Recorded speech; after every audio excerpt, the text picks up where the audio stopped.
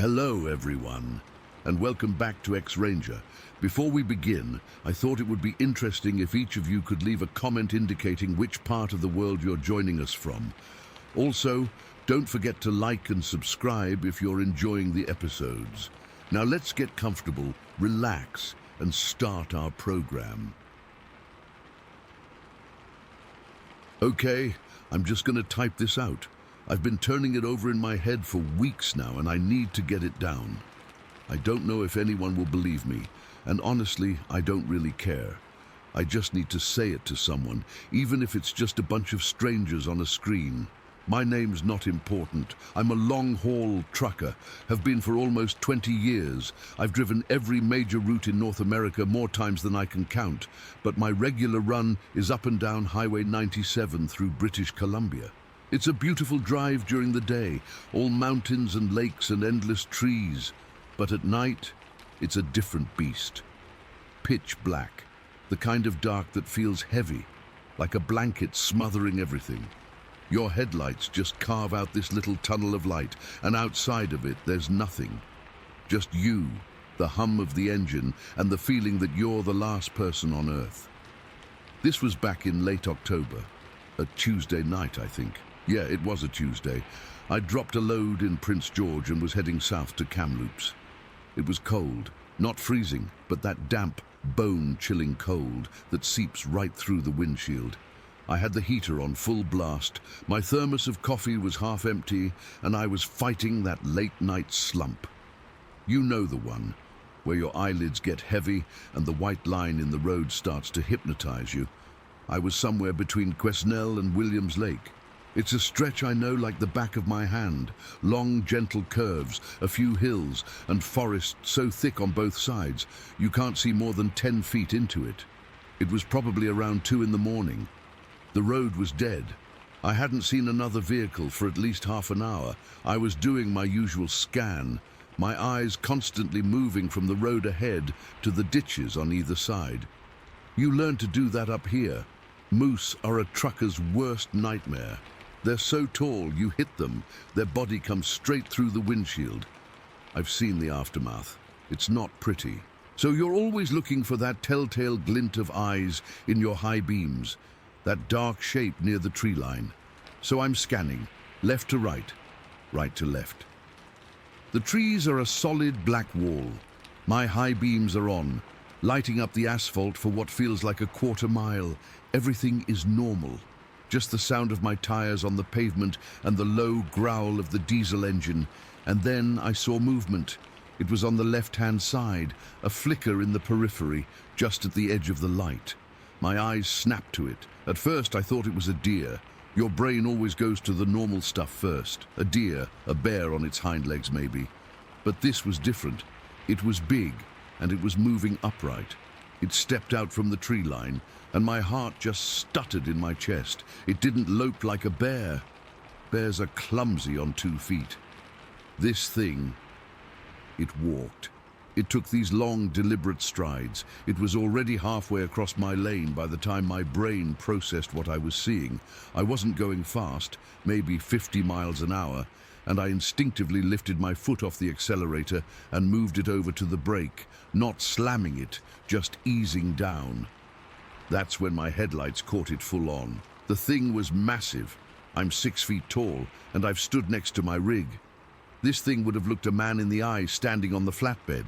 It had to be 8, maybe 9 feet tall. Its shoulders were impossibly wide, like a powerlifter's, but tapered down to a narrower waist. Its arms were long. I mean, really long. They hung down past its knees, swinging slightly with each step. The whole body was covered in hair. Not fur, but thick, shaggy hair. It was a dark, muddy brown color, almost black in the shadows. But where the light hit it directly, I could see the individual strands, matted and wild. It crossed the pavement in maybe 3 or 4 of those strides. It didn't run. It didn't even seem to hurry. It just moved with this powerful, purposeful gait, like it had somewhere to be and wasn't going to let a 40-ton truck interrupt its night.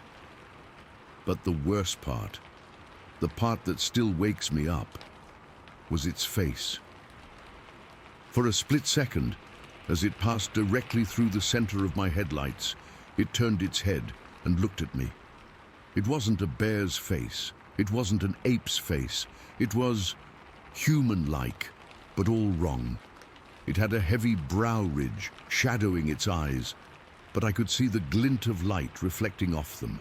The nose was flat and wide. The mouth was just a line. There was no expression, no fear, no aggression, no curiosity.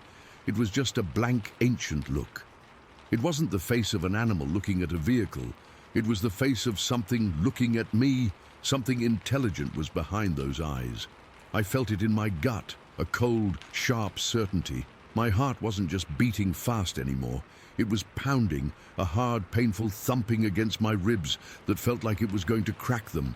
My hands were locked on the steering wheel, my knuckles white. I could feel a cold sweat break out all over my body, under my arms, on my back. My mouth went completely dry. Time didn't slow down. If anything, it felt too fast. The whole thing, from when I first saw it to when it disappeared into the ditch on the right-hand side, lasted maybe 3 seconds, 4 tops. It stepped off the pavement and into the tall grass of the ditch. It didn't break stride. It just melted into the darkness between the trees and was gone.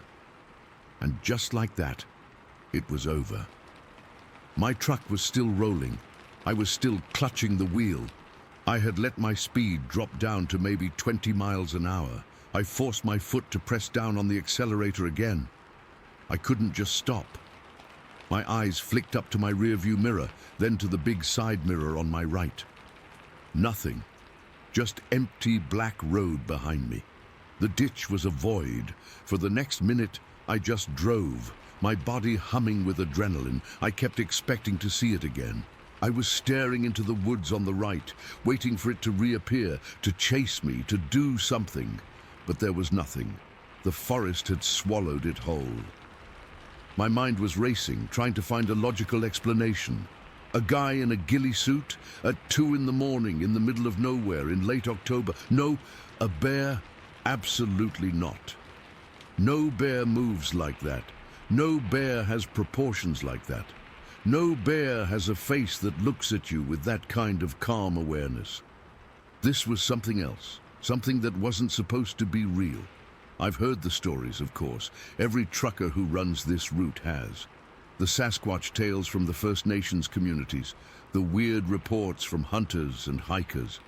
I'd always dismissed them. I'm a practical guy. I deal in weight, distance, and delivery times.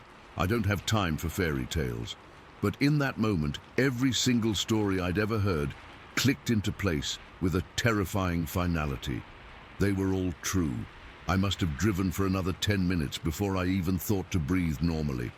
My hands were still shaking. I reached for my coffee thermos, but my hand was trembling so badly I couldn't unscrew the lid. I gave up and just put both hands back on the wheel. I kept checking my mirrors. Every few seconds, my neck was getting sore from whipping my head around. Part of me was terrified I'd see it running behind the truck, keeping pace with me, but the road behind me remained empty. The rest of the drive to Kamloops was the longest of my life. Every shadow in the woods was a threat.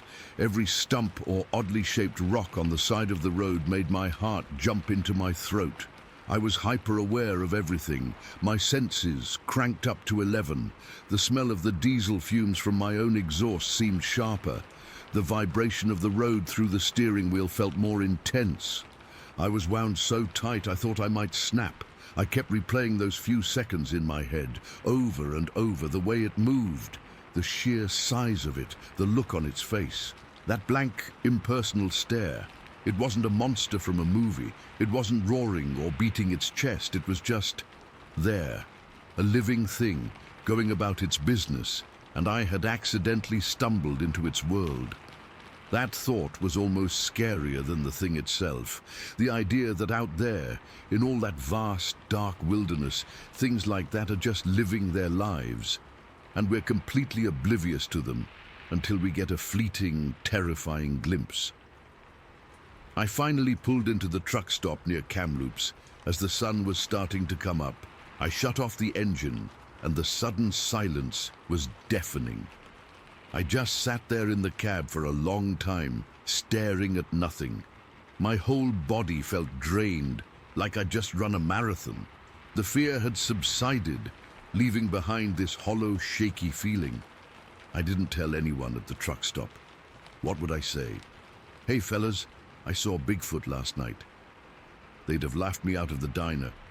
I just got my coffee, ate my eggs, and tried to act normal, but I felt different. The world felt different. That was weeks ago. I've driven that same stretch of road a half-dozen times since then. I'm always extra vigilant now. My eyes are always on the tree line. My hands are always a little tighter on the wheel. I know what's out there now. I didn't just see a shadow or hear a strange sound. I saw it clear as day, in the full glare of my headlights. It was real. It was solid.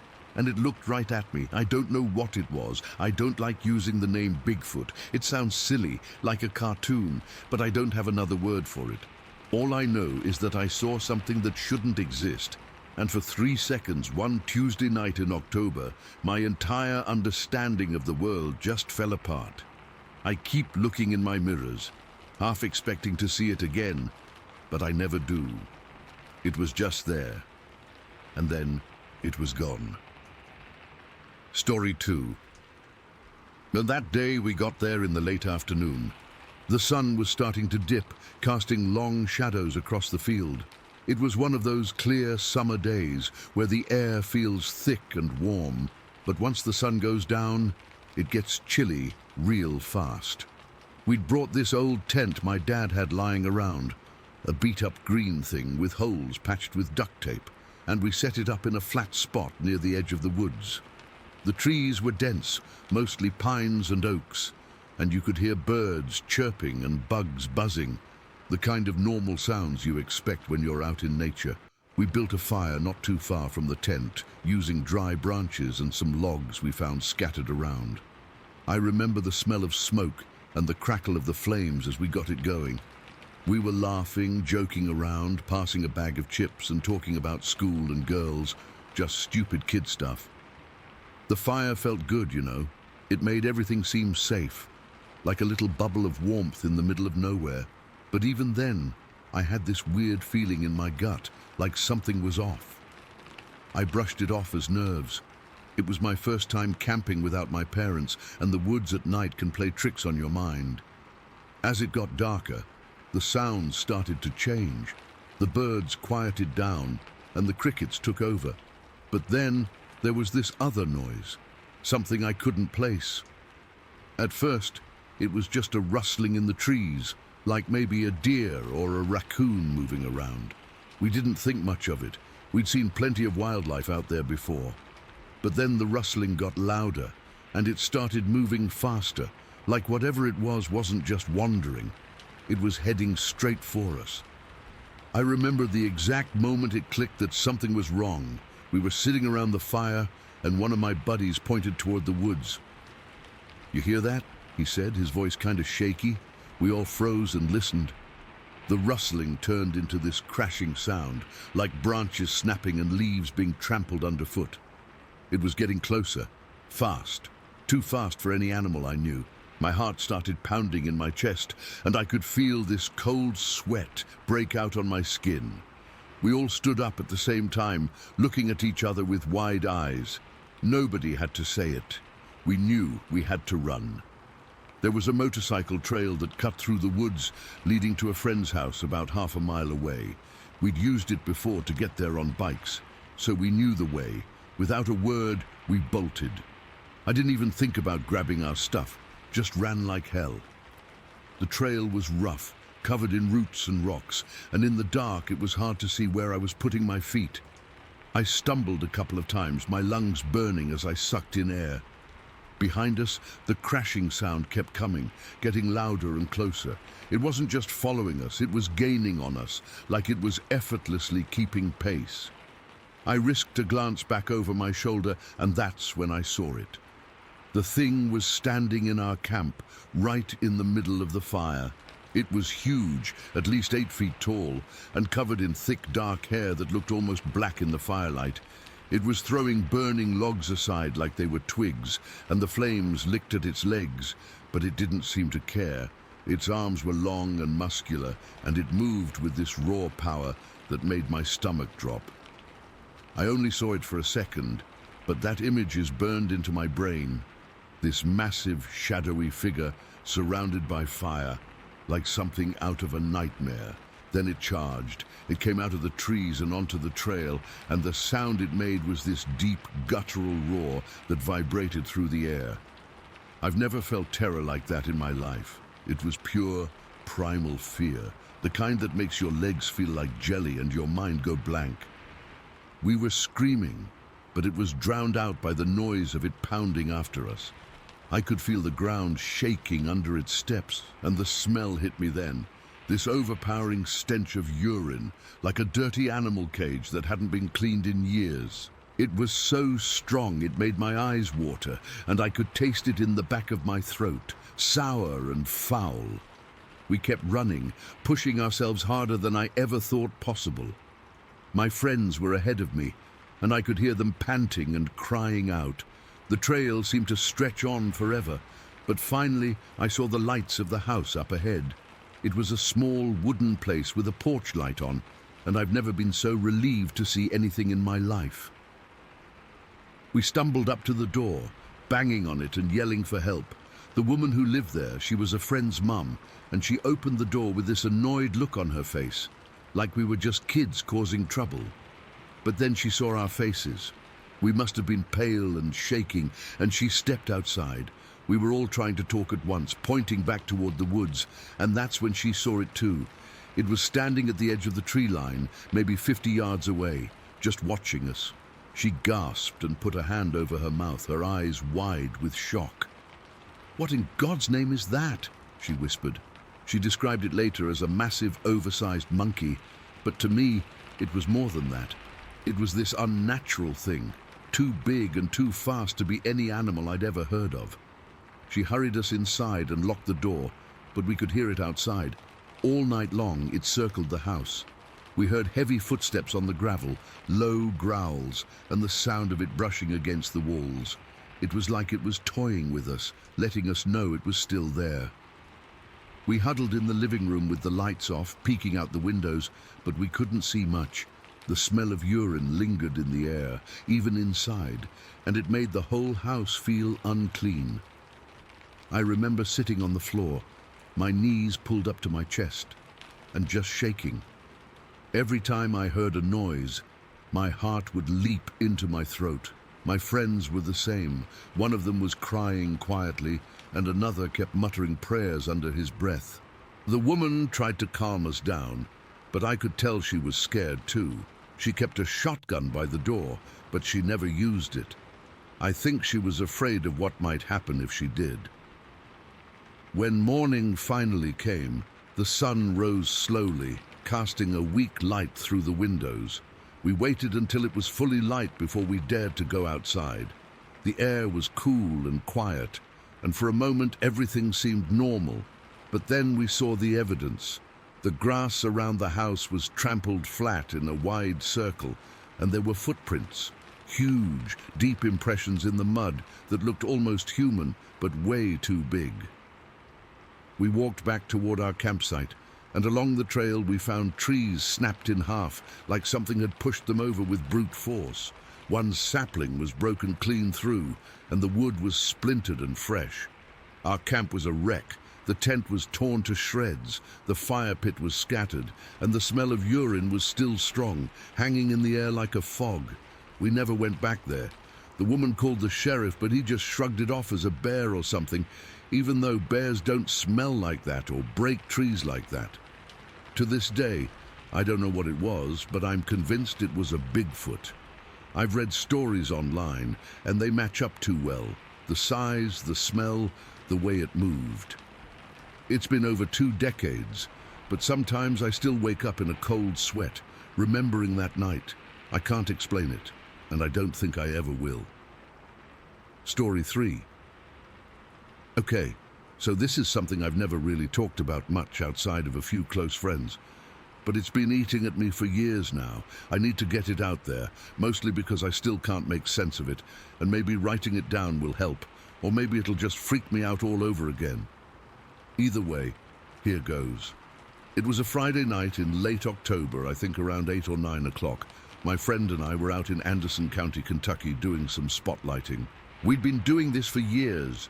Both of us grew up around there, hunting and fishing, so we knew the area like the back of our hands. That night, we were in his truck, an old Ford pickup with a decent spotlight mounted on the window. The plan was simple. Drive along this 2-lane road that cuts through some real remote land near a small river, scan for deer eyes reflecting in the light, and maybe get a count for the season. It was something we did for fun, but also to stay sharp for hunting trips. The air was cool that night, not cold enough for a jacket, but you could feel winter coming. I had the window down part way, and the smell of damp leaves and river water hung in the air. Crickets were chirping, and every now and then you'd hear an owl or something rustling in the bushes. Normal stuff.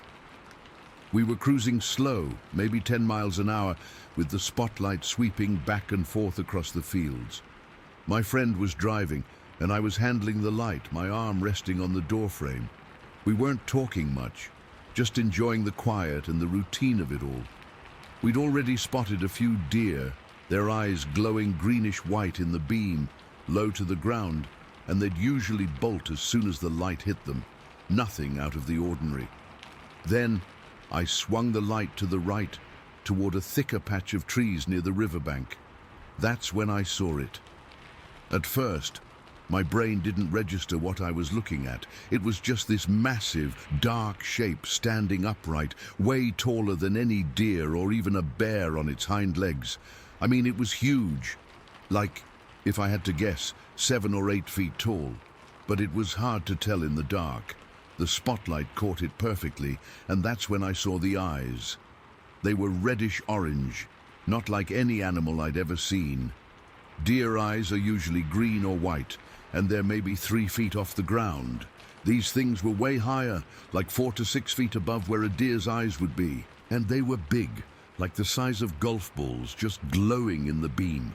My heart immediately started pounding. I mean, it felt like it was trying to jump out of my chest.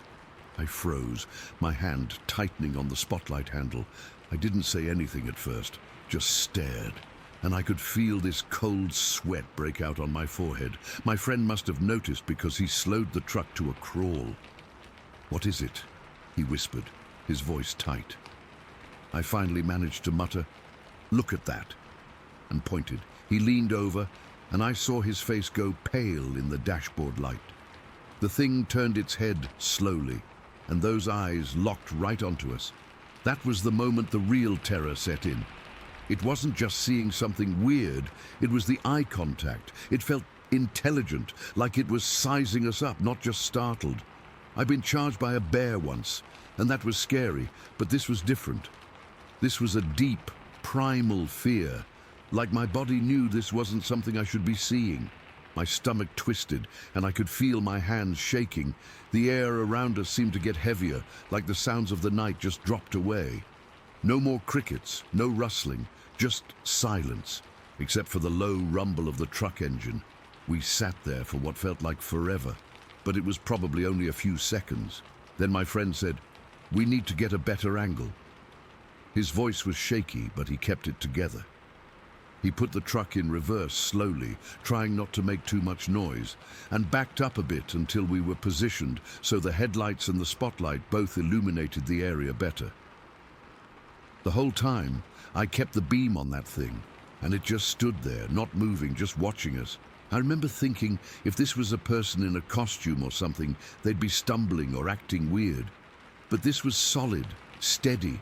Its body was bulky, covered in what looked like dark, matted hair, but it was too shadowy to see details. Then it started to move. It turned away from us and began walking.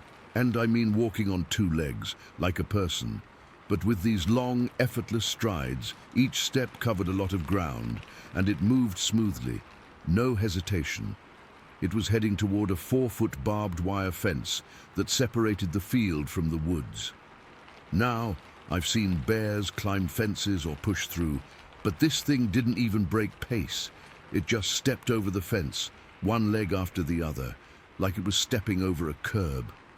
No struggle, no noise, just clean and easy. The fence was old and sagging in places, but still it's not something anything should be able to do that casually. What really got me, though, was the deer.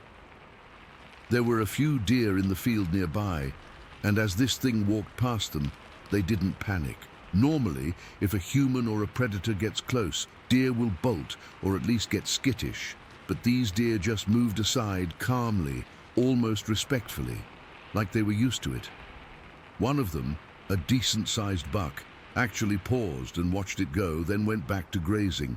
That sent chills down my spine because it meant this wasn't some random event. It was part of the environment, and the animals knew it. We watched it disappear into the trees along the riverbank. The last thing I saw was its silhouette merging with the shadows, and then it was gone. Just like that. The woods swallowed it up, and the night sounds slowly started back up. Crickets, the rustle of leaves like nothing had happened, but something had, and we both knew it. My friend killed the engine, and we sat there in the dark for a minute, neither of us speaking. I could hear my own breathing, ragged and loud in the silence. My heart was still racing, and I felt cold, even though it wasn't that chilly out. I finally lowered the spotlight, my arm aching from holding it so tight. "What the hell was that?" I said, my voice coming out hoarse. My friend just shook his head. "I don't know, man. I've never seen anything like it." We both have years of experience in the outdoors, hunting, tracking, you name it, and we knew it wasn't a bear. Bears don't walk bipedal for that long, and they sure as hell don't have eyes like that. And it wasn't a person. No one's that tall or moves that smoothly in the dark over rough terrain. We started the truck back up and drove away slowly, not talking much. Every shadow in the trees seemed to move, and I kept glancing in the mirrors, half expecting to see those red-orange eyes following us. The drive back to the main road felt longer than usual, and when we hit pavement, my friend finally spoke up. "We should tell someone," he said, but I could tell he didn't mean it. Who would believe us? We're just two guys who spend too much time in the woods, and stories like this sound made up, even to me now. We got back to town maybe an hour later, and we parted ways with a quick nod. I went home, but I couldn't sleep. I kept replaying it in my head, the way it stood, the eyes, the walk, the fence.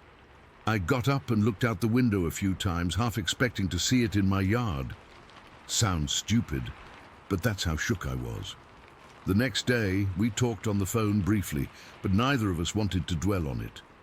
We've been back out spotlighting since then, but never in that exact spot. I avoid it if I can. To this day, I have no explanation. It wasn't a hallucination, we both saw it. It wasn't some animal I know, it was just there, and then gone. And the way the deer acted around it, that's what sticks with me the most. They weren't scared, they were calm, like it belonged. I've spent my whole life in nature, and I thought I understood it. But that night showed me there's stuff out there that doesn't fit. Stuff that's big and quiet and knows how to move through the world without anyone noticing.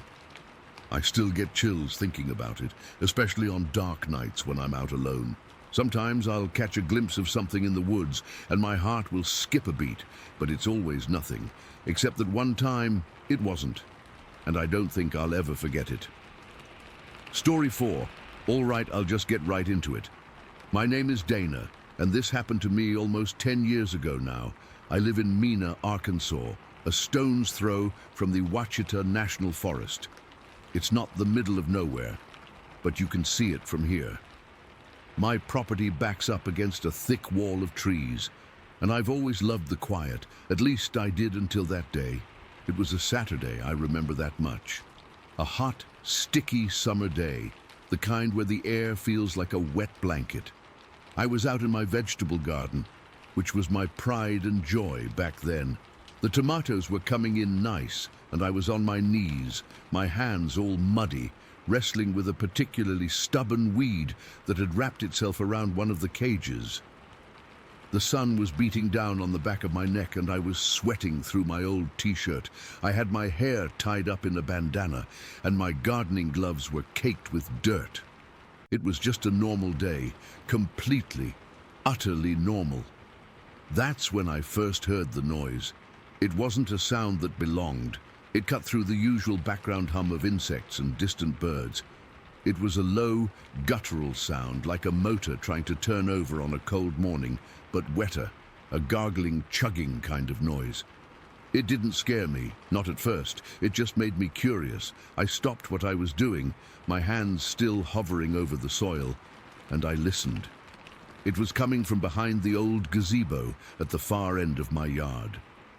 This gazebo had been there since before I bought the place. It was white, or it used to be, but the paint was peeling and the wood was starting to rot in places. It separated the neat, mowed part of the lawn from the wilder, more overgrown section that sloped down towards the tree line. The sound was definitely coming from back there. I remember wiping my forehead with the back of my wrist, leaving a smear of dirt, and thinking it was probably a raccoon or a possum that had gotten into something. Maybe it was sick.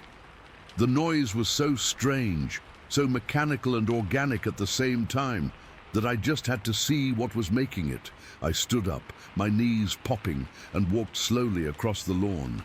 The grass was dry and crunched a little under my sneakers. As I got closer to the gazebo, the sound got louder.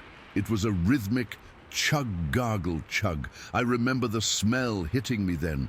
It was a thick, coppery, meaty smell, like raw liver. It was overpowering, and it made my stomach clench. I slowed down, a little thread of unease starting to weave its way through my curiosity. I peeked around the corner of the gazebo, and that's when I saw it. My first thought, and I swear this is true, was that it was a little boy, a dirty, naked little boy, crouched down in the tall grass and weeds. He had his back mostly to me, and he was hunched over something. He was small, maybe the size of a 3- or 4-year-old. But he was covered, and I mean covered, in a coat of shaggy dark brown hair. It was matted and looked almost wet in places, and he wasn't a boy, it was chewing. That was the source of the sound. That wet, chugging, gargling noise was the sound of it eating, and it was eating a baby deer, a fawn. It was so small, its spots still visible on its brown coat. The little creature had its head buried in the fawn's stomach, and it was tearing off strips of meat with these sharp, jerky motions. Its shoulders hunched and moved with the effort. I could see the tiny white ribs of the fawn poking out from the red ruin of its middle. I froze. My brain just short-circuited. It couldn't process what I was seeing. It was like a monkey, but not any monkey I'd ever seen at a zoo. Its face, when I caught a glimpse of the profile, was flat and wide, with a pushed-in nose. Its arms were too long for its body. The hair wasn't fur, not like a dog's. It was more like thick, coarse human hair all over. I must have made a sound, a sharp intake of breath, or maybe I shifted my weight and a twig snapped because it stopped chewing. The wet, motor-like sound cut off. Its head went still, and then slowly it turned and looked right at me. Its eyes were the darkest brown, almost black, and they were set deep under a heavy, bony brow. They were intelligent, not human, but aware, completely aware. It had pieces of flesh and sinew stuck in the hair around its mouth. It stared at me, and I stared back, my heart hammering against my ribs so hard I thought it would crack one. Then it opened its mouth. It didn't roar. It screeched, a high-pitched, piercing sound that felt like an ice pick being driven straight into my eardrums. It was a sound of pure, raw alarm, and it sent a physical jolt through my entire body. Every hair on my arms and the back of my neck stood straight up.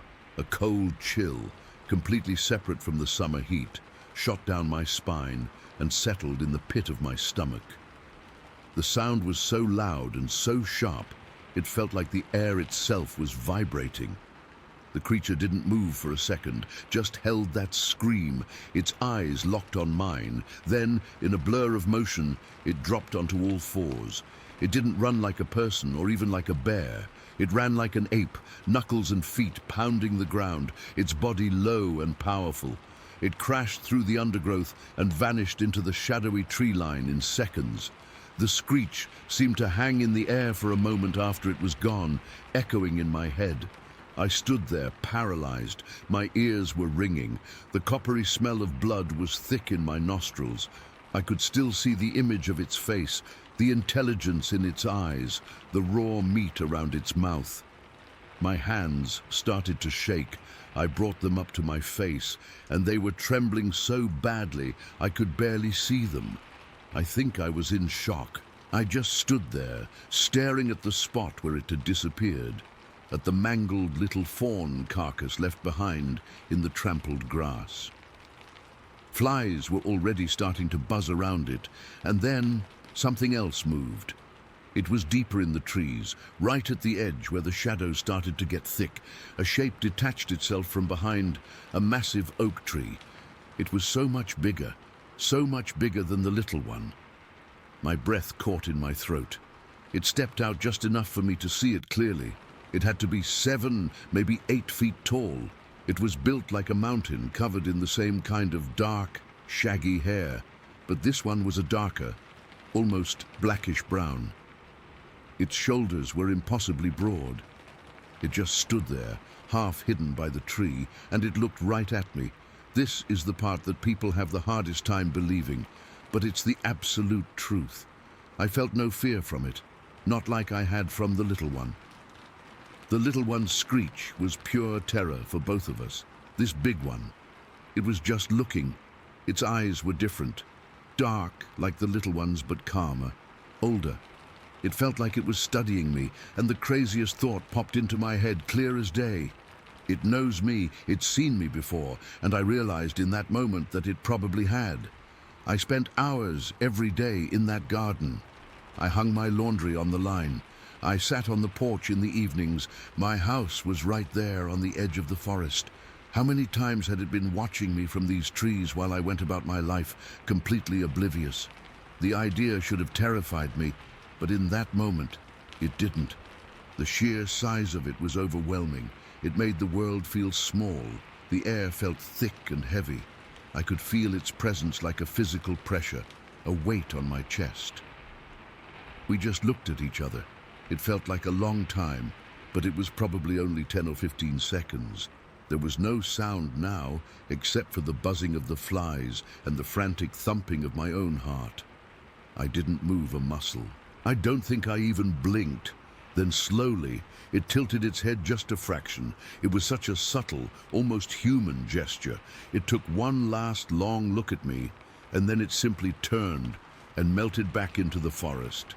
It didn't run, it just walked away, moving with a quiet, effortless grace that seemed impossible for something that massive. One second it was there, and the next, the shadows had swallowed it up. I stayed frozen for another minute, maybe 2, just staring at the empty space between the trees. The silence felt louder than the screech had. My legs finally gave out, and I sat down hard right there in the grass. I started crying, not loud sobs, just quiet, shaky tears that mixed with the sweat and dirt on my face. I couldn't process any of it. My mind was just a blank, staticky white noise. I don't know how long I sat there. Eventually, the sun started to dip lower, and the shadows from the trees began to stretch across the lawn towards me. The sight of them moving made me flinch. I scrambled to my feet, my body aching, and I practically ran back to the house. I locked the door behind me and leaned against it, my heart still going a mile a minute. I never saw either of them again, not once, but for the next 6 years I heard things. Sometimes at night, there would be a series of knocks, like someone hitting a hollow log with a big stick deep in the woods. Other times there were whoops or calls that didn't sound like any owl or coyote I'd ever heard. Once, something threw a rock that hit the side of my metal shed with a loud clang in the middle of the night. I never went out to investigate. I'd just lie in bed, listening, my skin crawling. I told a few people over the years. Some believed me, most didn't. They'd give me that look, the one that says you've lost your marbles. They'd suggest it was a bear, even though I've seen plenty of bears, and this was nothing like a bear. They'd say it was my imagination, the heat, anything but what I knew it was. But no amount of skepticism can shake what I saw. That little one, eating with that horrible sound, its face, its scream, and the big one, just watching me with those calm, knowing eyes. It was real. They are real. I don't know what they are exactly. Sasquatch, Bigfoot, whatever name you want to give them. They're out there, living their lives right on the edge of ours. I know because one summer day, they came into my yard, and I looked one of them right in the eye. And it looked back, and then it was just gone. Story 5. All right, I'll just say it. I don't care if people believe me or not. I just need to get this out somewhere, to people who might actually understand, because I haven't been able to sleep right for weeks, and I'm not driving down that road again. Not ever. It was a Tuesday night late. I'd say it was probably around 11:30. I'd been helping my buddy move some furniture over in Titusville, and I was driving back home to Cocoa. My normal route was State Road 407, the one that cuts right through the Canaveral marshlands. If you've never driven it, it's nothing. It's a straight shot of blacktop with water and sawgrass on both sides, so dark at night you feel like you're driving off the edge of the world. There's no streetlights, just your own headlights carving out a little tunnel in front of you, and the only thing you see on the sides are the reflection of animal eyes every now and then. Gators, mostly. Sometimes a raccoon or a possum. You get used to it. My car's an old Honda Civic, nothing special. The air conditioning had been acting up, so I had the windows cracked just a little, enough to let in the thick, wet Florida air. It smells different out there at night. Damp earth, rotten vegetation, that kind of sweet and sour smell of standing water. I had the radio on low, some classic rock station that was starting to fuzz out with static. I was just driving, you know. My mind was on the next day, on work, on being tired. I was maybe 5-10 minutes into the marshland part of the drive, just me and the emptiness. I remember I was leaning forward a bit, squinting, because the fog was starting to roll in. Not a thick pea super, but these low, wispy tendrils that slithered over the road from the marshes. My high beams were on, and they just made the fog glow, so it was a little harder to see. I remember feeling a prickle on the back of my neck, that feeling you get when you're being watched. I shook it off. It's just the isolation playing tricks on you, I told myself. This road always gives people the creeps. And then something moved on the right side of the road, back in the tall grass. Not a small thing. It was a big, dark shape, just on the edge of where my headlights reached. My first thought was, deer. A big buck. I eased my foot off the gas, just in case it decided to jump out. But it didn't move like a deer. It was lower to the ground and bulkier. I could see the reeds and sawgrass swaying where it was pushing through. My heart started thumping a little harder. I gripped the steering wheel tighter. The rational part of my brain was still trying to file it away. It's a bear. Florida has black bears. It's just a bear. But it didn't look like a bear. The silhouette was all wrong. Then it stepped out onto the road. It wasn't a walk. It was a launch. One moment it was in the tall grass on the right shoulder, and the next it was in the middle of my lane, and it was so much bigger than I could have ever imagined. My headlights hit it full on, and I swear my brain just froze. It was like it couldn't process what I was seeing. This thing was massive. I'm not talking tall, I'm talking thick and powerful, like a professional wrestler but covered in hair. Its hair was long, really long and dark, like wet mud. It wasn't stiff or matted. It flowed as it moved, like a cloak, and it was moving so fast. The sheer speed of it is what I still can't get over. It didn't run across the road. It dashed. It took 2 steps, 2, that's all. 2 enormous ground-eating strides from the right shoulder across both lanes, and it was already leaping for the embankment on the left. In that split second, under the bright white of my headlights, I saw details I wish I could forget. I saw its legs like tree trunks, muscles bunching and flexing. I saw its feet. God, its feet! They were huge, like a man's but longer and wider, and they slapped against the asphalt with a solid, heavy sound I could hear even over my car engine and the radio. It wasn't a graceful, quiet step. It was a powerful, purposeful stomp. And its head. It had a cone-shaped head, like a big, pointed dome, and it seemed to sit right on its shoulders with almost no neck. Its whole body was just this incredible, muscular build, like it was made of pure strength. It was ape-like, but not like any gorilla or chimp I've ever seen on TV. This was rougher, wilder. It was built for power and for moving through that swamp like it owned it. The whole event, from the moment it left the grass on the right to when it vanished into the darkness on the left, lasted maybe 2 seconds. Tops, but it's burned into my mind in slow motion, frame by frame. As it leaped for the left side embankment, its head turned just a fraction, and I saw a flash of its face. There were no detailed features, no glowing eyes. It was just a dark patch under that cone-shaped head, but I got the overwhelming, gut-churning feeling that it had seen me. It knew I was there. It wasn't just crossing the road, it was going somewhere with a purpose, and I was an obstacle, a brief flash of light and noise it had to move past. Then it was gone. It just melted into the wall of darkness and fog on the other side of the road. No sound, no crashing in the underbrush. It just disappeared like it had never been there. My body went into autopilot. My foot, which had been hovering over the brake, slammed down on the gas instead. A jolt went through the car as the engine roared. I didn't even think about stopping. Stopping, out there, in the dark with that thing. No, hell no. A cold, sharp fear, the kind you feel in your bones, had taken over completely. It was a primal animal fear that screamed at me to get away, to put as much distance as possible between me and that spot. I white-knuckled the steering wheel, my heart hammering against my ribs so hard I felt dizzy. I stared straight ahead, my eyes glued to the road, but my peripheral vision was screaming at the darkness on either side. Every shadow, every clump of grass looked like it was about to move. I was terrified that I'd see it again, that it would be keeping pace with the car, that it would be reaching for me. I drove like that for what felt like an eternity, but was probably only another minute or two until I saw the first distant glow of lights from the outskirts of Coco. I didn't slow down until I was under streetlights with houses on either side. Only then did I realize I was shaking all over. My hands were trembling so badly I could barely keep the car straight. My t-shirt was stuck to my back with a cold sweat.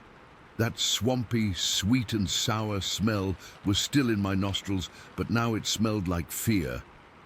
I pulled into the first brightly lit gas station I saw and just sat there in the driver's seat, the engine running. I looked in my rearview mirror, half expecting to see those massive, heavy footprints following me down the road. The parking lot was empty. It was just me, the hum of the fluorescent lights and the pounding in my ears.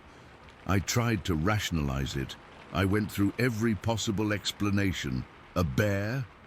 No, bears don't move like that. They don't have that shape, that kind of hair or feet that big. A person in a suit, out there in the middle of the marshlands at midnight? Why? And no person is that big, that fast or that powerful. It covered the entire road in 2 steps. 2. I measured it in my head later. My car is about 15 feet long. That thing's stride had to be, I don't even know. It's impossible.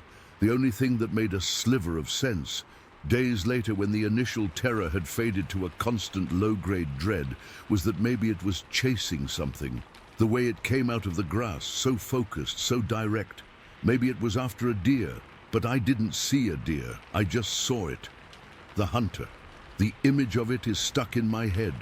I see it when I close my eyes. The way its dark hair flowed behind it like a banner. The sheer, raw power in its 2-step dash.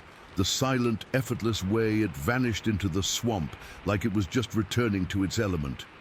I've driven that road 100 times before without a second thought. Now, I take the long way around, adding 20 minutes to my trip. I can't do it. Every time I even think about turning onto 407, My chest gets tight and my palms get sweaty. I keep telling myself it was just a weird animal, a trick of the light, anything to make it fit into the world I understand. But I know what I saw. I saw something that shouldn't exist, moving through our world like it owned the night. And the worst part, the thing that keeps me up, isn't just the sight of it. It's the feeling I had when its head turned, that feeling that it saw me, registered me, and just didn't care. I was nothing to it, just a momentary flicker of light in its domain. I don't have any answers. I just have the memory clear as day of those 2 steps and the absolute soul-deep certainty that I was in the presence of something ancient and wild and completely beyond my understanding. And I have no idea what it was doing out there or what would have happened if I'd stopped the car. Story 6. It was June back in 2012. I was living in my old house, the one my granddad built, right near the Vita River in Chilliwack. If you know the area, you know it's not exactly the suburbs. It's woods and water and a whole lot of quiet, especially at night. I'd lived there my whole life, and I knew the sounds of that place like I knew the sound of my own breathing. The frogs down by the swampy bends in the river, the crickets in the long grass, the occasional hoot of an owl or the yip of a coyote way off in the hills. That was the normal soundtrack. It was a comfort in a way. But on the night of June 14th, that all changed. I went to bed like any other night. It was a Wednesday, I think. I remember because I'd been fixing the fence line all day and I was bone tired. I fell asleep almost as soon as my head hit the pillow. The kind of deep, dead sleep you only get after a long day of physical work. I don't know what woke me up at first. It wasn't a gradual thing. One second I was out cold, the next I was just awake, completely alert. My heart was already starting to thump a little harder in my chest, that pre-panic feeling you get for no reason. The digital clock on my bedside table glowed a sickly green. 2:03. Just after 2 in the morning. I lay there in the dark, listening, trying to figure out what had pulled me out of sleep. My window was open a few inches, just enough to let in the cool night air, and then I heard it. It started as a low sound, way off in the distance, down towards the river bends. It was a long, drawn-out noise, like a whoop, but not a happy one. It was deep, guttural. It rose in pitch, climbing up and up into this howl that had a hollow, echoing quality to it, like it was being made in a giant metal pipe or something. It wasn't a straight howl either. It wavered, it had a weird warble to it, and it ended on this high, sharp note that just cut off. My whole body went cold. I'm not talking a little chill, I'm talking a deep, internal cold that locked up my joints. I stopped breathing. I just lay there, frozen solid, my ears straining. It wasn't human. I knew that right away. There was no laughter, no chatter, no words. It wasn't a coyote. I've heard a million coyotes, and their yips and howls are higher, more frantic. This was bigger, deeper. It came from a much larger chest, and it wasn't a bear. Bears can make some scary noises, but this was different. This was structured. It repeated. After a few seconds of dead silence, it came again. The same pattern, that low, rising whoop that bloomed into a hollow, echoing howl. It was coming from the same direction, down by the river, but it sounded like it had moved a little. Not much, but enough that I could tell it wasn't a recording or something stuck on a loop. This was a living thing, making that sound, and it was moving. That's when I noticed the other thing, or I should say, the lack of other things. The night was silent, I mean completely, utterly, unnervingly silent. The frogs that usually sang all night long from the riverbanks were gone, not a single peep. The crickets that provided a constant background hum had shut off, like someone had thrown a master switch. No owls, no rustling in the underbrush, nothing. It was just this heavy, pressing silence, and then, cutting through it, that horrible, rising howl. My mouth was dry. I could feel my pulse hammering in my throat. I slowly, so slowly, pushed myself up onto my elbows. My sheets were damp with cold sweat. The room was dark, but a little moonlight filtered through the window, casting long, strange shadows. I stared at the window, at that few-inch gap, and I was gripped by this absolute paralyzing fear. I knew, logically, that I should get up and shut it, slam it closed and lock it. But I couldn't. I was pinned to the bed. I felt like if I moved, if I made even the slightest sound, it would know I was here, it would know where to find me. So I just sat there, propped up on my elbows, listening as the howls continued. They went on for what felt like an eternity. I looked at the clock again. 2:06. Only 3 minutes had passed. It felt like an hour. The sound started to change. It wasn't just the same whoop owl pattern anymore. It shifted. Sometimes it was this low, mournful bellow, like something in immense pain. It was a sad sound, but a terrifying kind of sad, the kind that makes your stomach clench. Then it would switch to these sharp staccato whoops, almost like it was communicating, sending out signals. 3 quick whoops, then a pause, then a long, drawn-out cry. There was an intelligence to it. That was the worst part. It didn't sound like an animal just making noise. It sounded like it was doing something with that noise. I could feel the vibrations of it in my chest. The deep parts of the howls resonated right through the walls of the house. I could feel it in my teeth. My hands were trembling, and I had to clench them into fists to try and make it stop. I remember the texture of my sheets. They were old, flannel, kind of pilled and soft from 1,000 washes. I was gripping them so hard my knuckles ached. I kept trying to rationalize it. A moose? No, moose don't sound like that. A weird elk? Not even close. A logging truck way off on the main road? Absolutely not. This was organic. This was alive. And it was big. The howling kept going. I watched the clock tick from 2:10 to 2:15 to 2:18. 15 minutes. It only lasted for about 15 minutes, but it rewired my entire understanding of the world in that quarter of an hour. I learned what real primal fear felt like. It's not a thought, it's a physical state. It's your body taking over, flooding with chemicals that scream one word: predator. And then, as suddenly as it started, it stopped. The last howl faded away, that hollow echo seeming to hang in the air for a few seconds longer than it should have, and then nothing. Just that heavy, suffocating silence. I didn't move for a long time. I just sat there, listening to the blood roar in my ears. The silence was almost worse than the sound. It felt like a presence itself, like the woods were holding their breath, waiting. After maybe 5 minutes of dead quiet, the fear of the silence finally overpowered the fear of moving. I scrambled out of bed, my legs so wobbly I almost fell. I stumbled to the window and yanked it shut, my hands fumbling with the latch. I locked it. The click of the lock was incredibly loud in the quiet room. I stood there, peering out into the darkness. The moon was out, and I could see the outlines of the trees and the glint of the river in the distance. I couldn't see anything moving, nothing at all.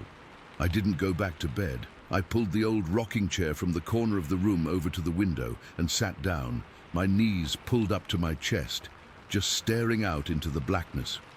My mind was racing, trying to process it, trying to find a box to put it in. There wasn't one. Every animal I could think of, I dismissed.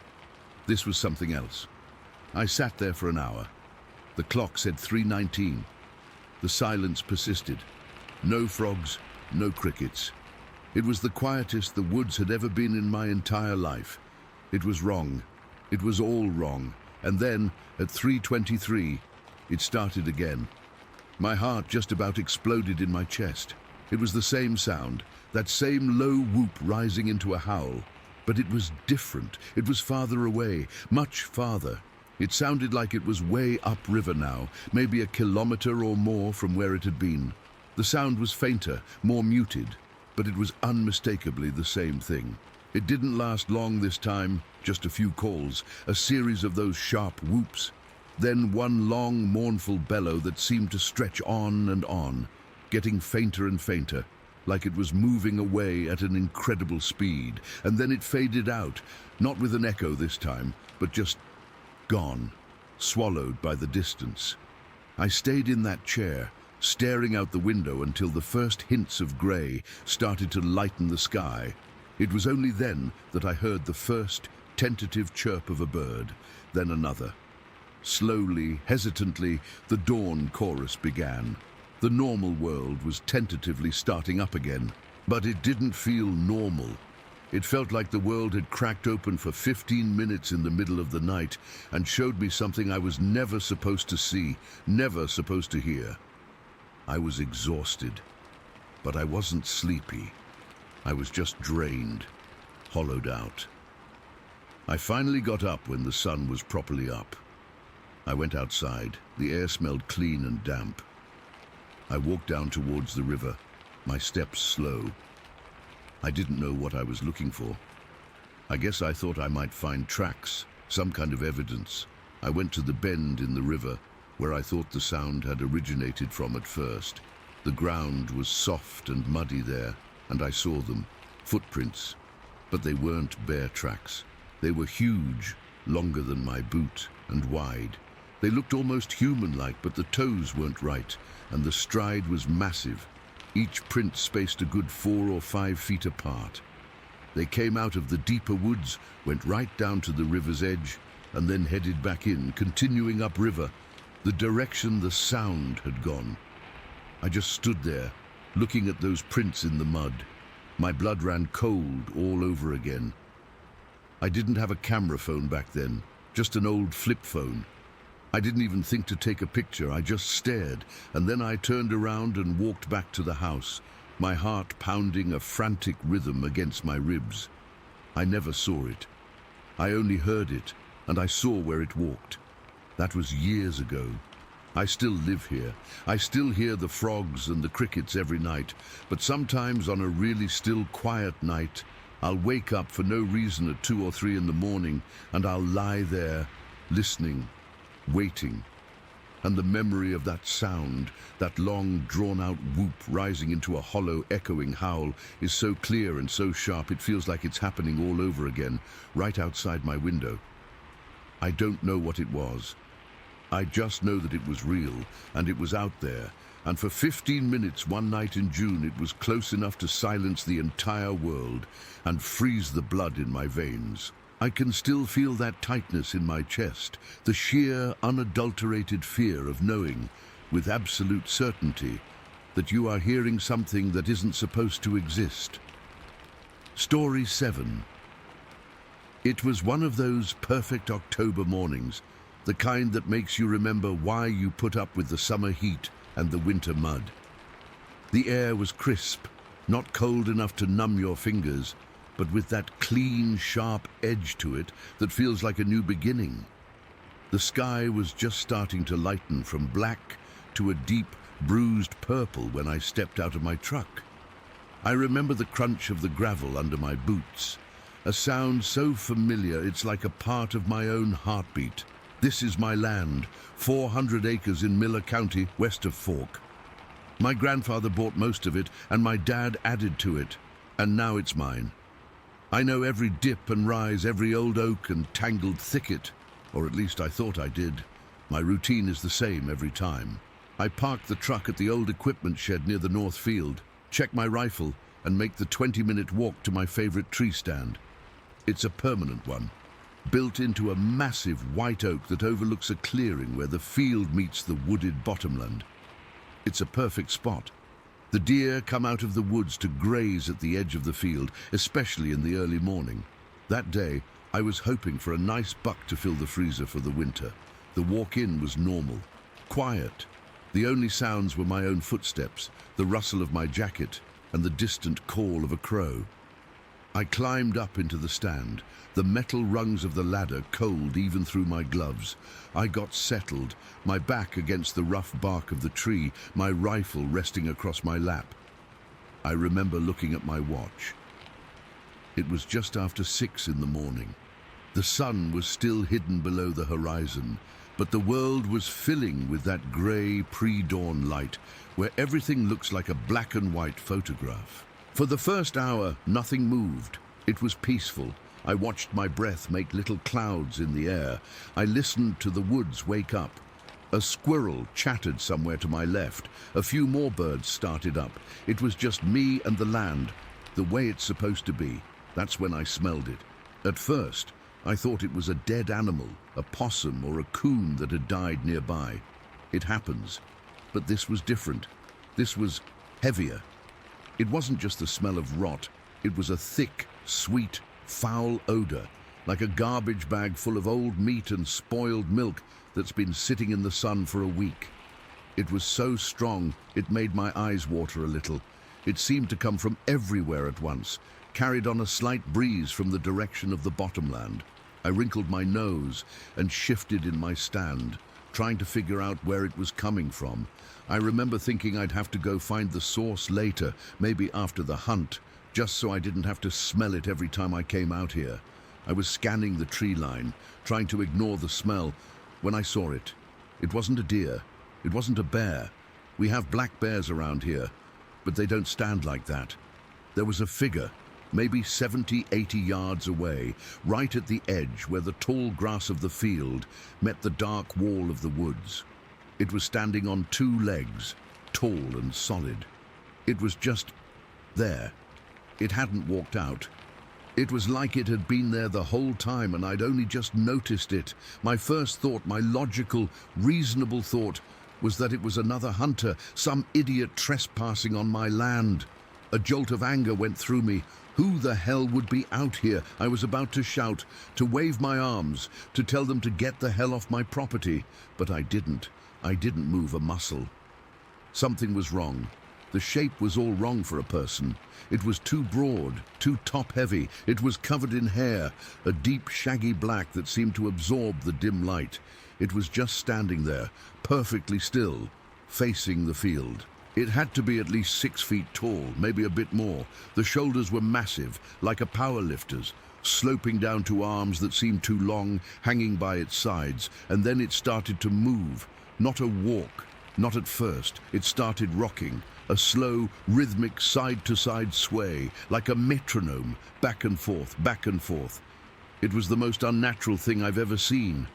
A person doesn't move like that. An animal doesn't move like that. The motion was smooth, almost hypnotic, but it sent a cold jolt straight down my spine into my gut. My heart, which had been beating slow and steady, suddenly kicked into a frantic, hammering rhythm against my ribs. I could feel it in my throat. I tightened my grip on my rifle. My palms were slick with sweat inside my gloves. I lifted it slowly, bringing the scope to my eye. The world shrank down to that circle of magnified view. I panned, my hands trembling so badly the image jumped and shook. I found the tree line, the tall grass, and then I found it. Through the scope, it was even more terrifying. The hair wasn't just black. It was a matted, filthy black, caked with mud and what looked like bits of leaves and twigs. I could see the powerful muscles in its back and shoulders bunching and shifting with each slow, rocking motion. The head was blocky, set directly on those huge shoulders with no real neck to speak of.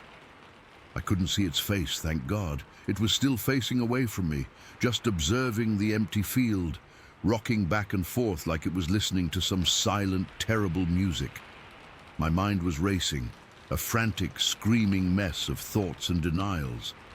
It's a bear. It has to be a bear, a big one, standing up. But I've seen bears stand. They're clumsy. They're unbalanced. They drop back down to all fours after a second. This thing was planted, solid. Its balance was perfect, and the rocking, the goddamn rocking, the smell was getting worse too. That rotten, sweet stench was pouring off it, so thick now I could almost taste it at the back of my throat. It was a physical presence, that smell, clinging to the inside of my nose. I don't know how long I watched it through the scope. It could have been 10 seconds or 10 minutes. Time just stopped making sense. All that existed was me, frozen in that tree, and that thing, swaying at the edge of my world. Then it stopped rocking. It went perfectly still again. For a long moment, nothing happened. I held my breath, my finger resting nervously on the side of the trigger guard. I wasn't about to shoot. At what? At something? I wasn't even sure what I was looking at.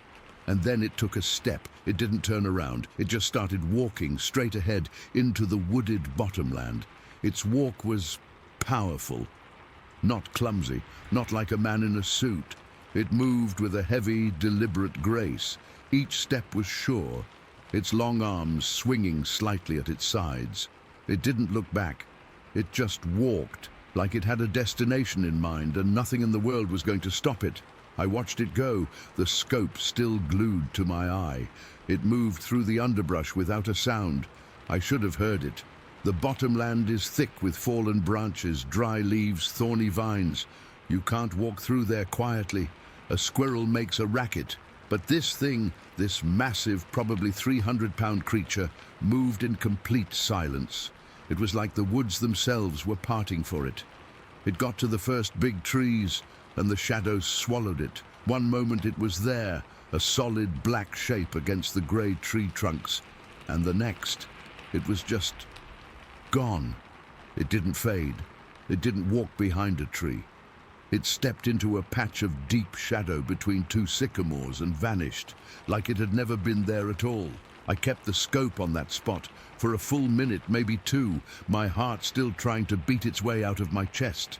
My arms were shaking from the strain of holding the rifle so still. Nothing moved.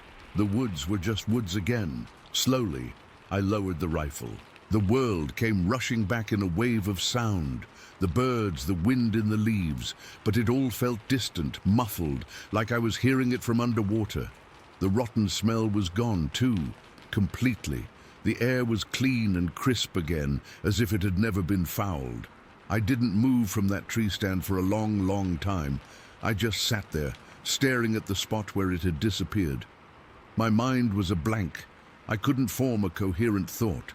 All the fear that had been a tight, cold knot in my stomach was now just a vast, hollow emptiness. When the sun finally peeked over the horizon, painting the field in gold and orange, it felt like an insult. The world was going on like normal, like nothing had happened. But something had happened. My world, the one I thought I knew, had just been cracked wide open. I finally made myself climb down. My legs were weak, like jelly. I had to hold onto the ladder. I stood on the ground, my boots on the familiar dirt, and I looked out at the bottomland. It looked the same as it always had. But I knew it wasn't. I knew it was different now. I didn't even think about hunting anymore.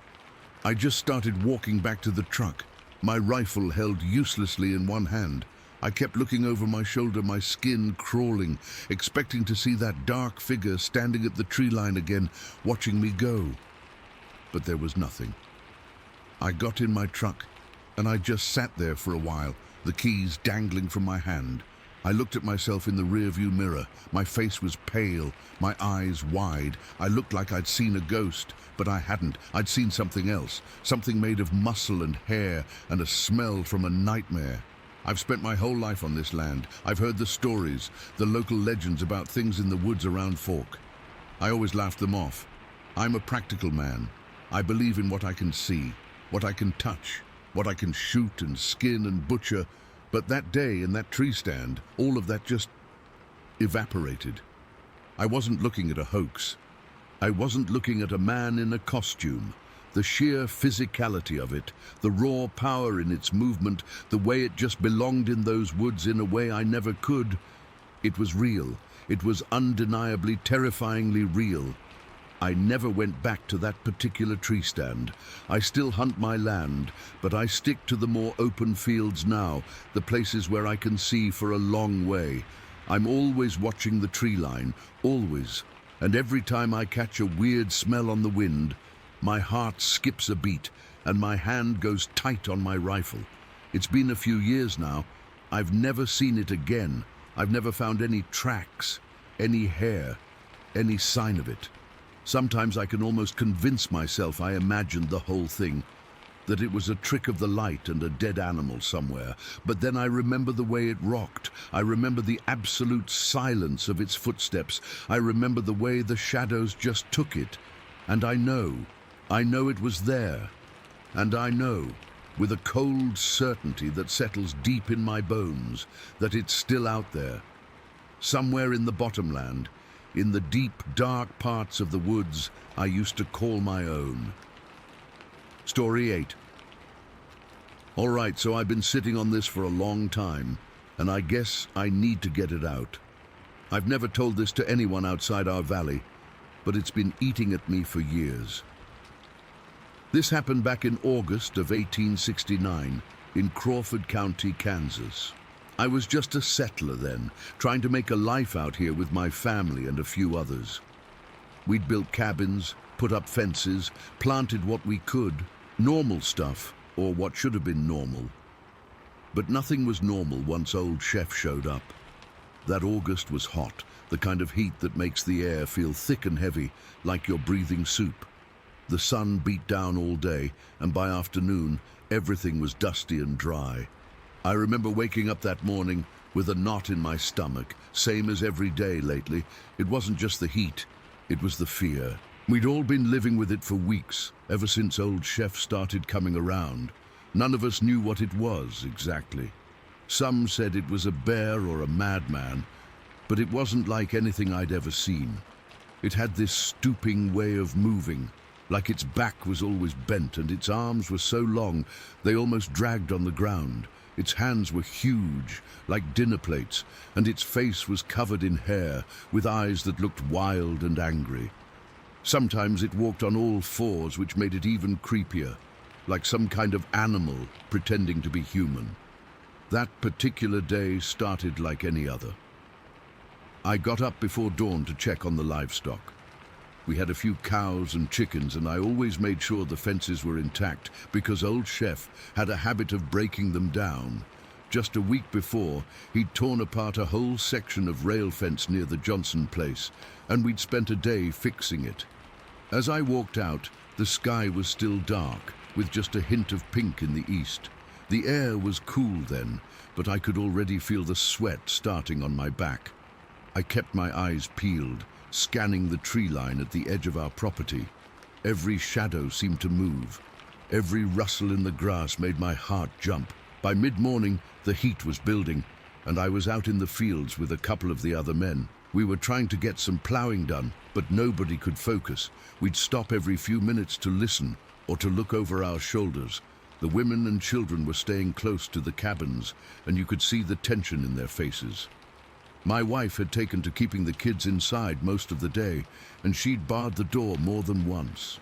Old Chef had a way of scaring them especially. He'd come up close to the windows, just staring in with that ferocious expression, and sometimes he'd let out this low growl that didn't sound human or animal.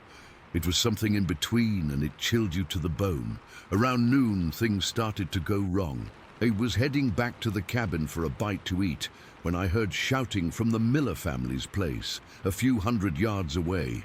One of their boys came running over, his face pale and eyes wide. He said old Chef had been there, just lurking near their woodpile. The kid was trembling so bad he could barely talk. He said it was walking on all fours this time, moving fast like a dog but bigger, and it had knocked over a stack of firewood before disappearing into the trees. My heart started pounding right then. We'd all seen it before, but each time felt like the first, that raw, gut-clenching fear. I grabbed my club. Most of us men kept one handy, a heavy piece of wood or sometimes an axe handle. We never used guns on it because nobody was sure if it was human. That was the worst part, the not knowing. If it was a man, shooting it would be murder, and none of us wanted that on our conscience. But if it wasn't, well, what was it? So we relied on clubs to scare it off, and it usually worked, but it always came back. After the Miller boys' warning, a few of us gathered near my cabin. There were about 6 of us then, all armed with clubs, and we decided to sweep the area. The sun was high now, beating down, and the sweat was pouring off me. I could feel it soaking through my shirt. and my hands were slippery on the club. We moved slowly, sticking together, our eyes darting everywhere. The woods around here are thick in places, with oak and hickory trees and undergrowth that's easy to hide in. Every time a branch snapped, we'd freeze, hearts racing. We didn't find anything at first, just some broken branches and what might have been footprints, big, deep impressions in the soft dirt with long toes. But then, as we got closer to the creek, we heard it, a low, guttural sound, like a mix between a groan and a snarl. It came from ahead, in a thicket of bushes. We all stopped dead, and I felt the hair on my arms stand up. One of the men, an older fellow named Jed, whispered for us to spread out, but we were too scared to move far apart. We just stood there, clutching our clubs, listening. That's when I saw it. Through the gaps in the leaves, I caught a glimpse of something moving. It was old Chef, no doubt about it. He was crouched down, his long arms braced on the ground, and he was staring right at us. His face was mostly hidden by hair, but I could see those eyes, dark and intense, full of something I can't describe. Not quite hatred, but not curiosity either. It was like he was sizing us up, deciding what to do. His body was covered in matted fur, and he smelled, even from a distance. A musky, earthy smell, like damp soil and something rotten. He started to move toward us, not fast, but deliberate. That stooping gait made him look like he was always ready to spring. My throat went dry, and I could hear my own breathing, loud in the silence. One of the men behind me muttered, "Lord, have mercy." But we held our ground. We had to. If we ran, he might follow us back to the cabins, and we couldn't risk that. Then he let out another growl, louder this time, and took a step closer. I raised my club, my hands shaking. I'm not a coward. I've faced down wolves and bears out here. But this was different. This thing felt intelligent, like it knew what we were thinking. It knew we wouldn't shoot, so it pushed its luck. It kept coming until it was only about 20 feet away. I could see the details now, the way its fingers curled around the ground, the sheer size of its hands, which were easily twice the size of mine. Its knuckles were knobby and rough, and its nails were long and dirty. We started shouting at it, trying to scare it off. "Get out of here!" I yelled, my voice cracking. The others joined in, waving their clubs. For a moment, it seemed to work. Old Chef paused, his head tilting, and then he let out a huffing sound, almost like a laugh. It sent a chill down my spine. Then, without warning, he turned and loped away on all fours, disappearing into the trees so fast it was like he'd never been there. We stood there for a minute, catching our breaths. My heart was still hammering against my ribs, and I could feel the adrenaline making my legs weak. We all looked at each other, nobody saying much. We knew he'd be back. He always came back.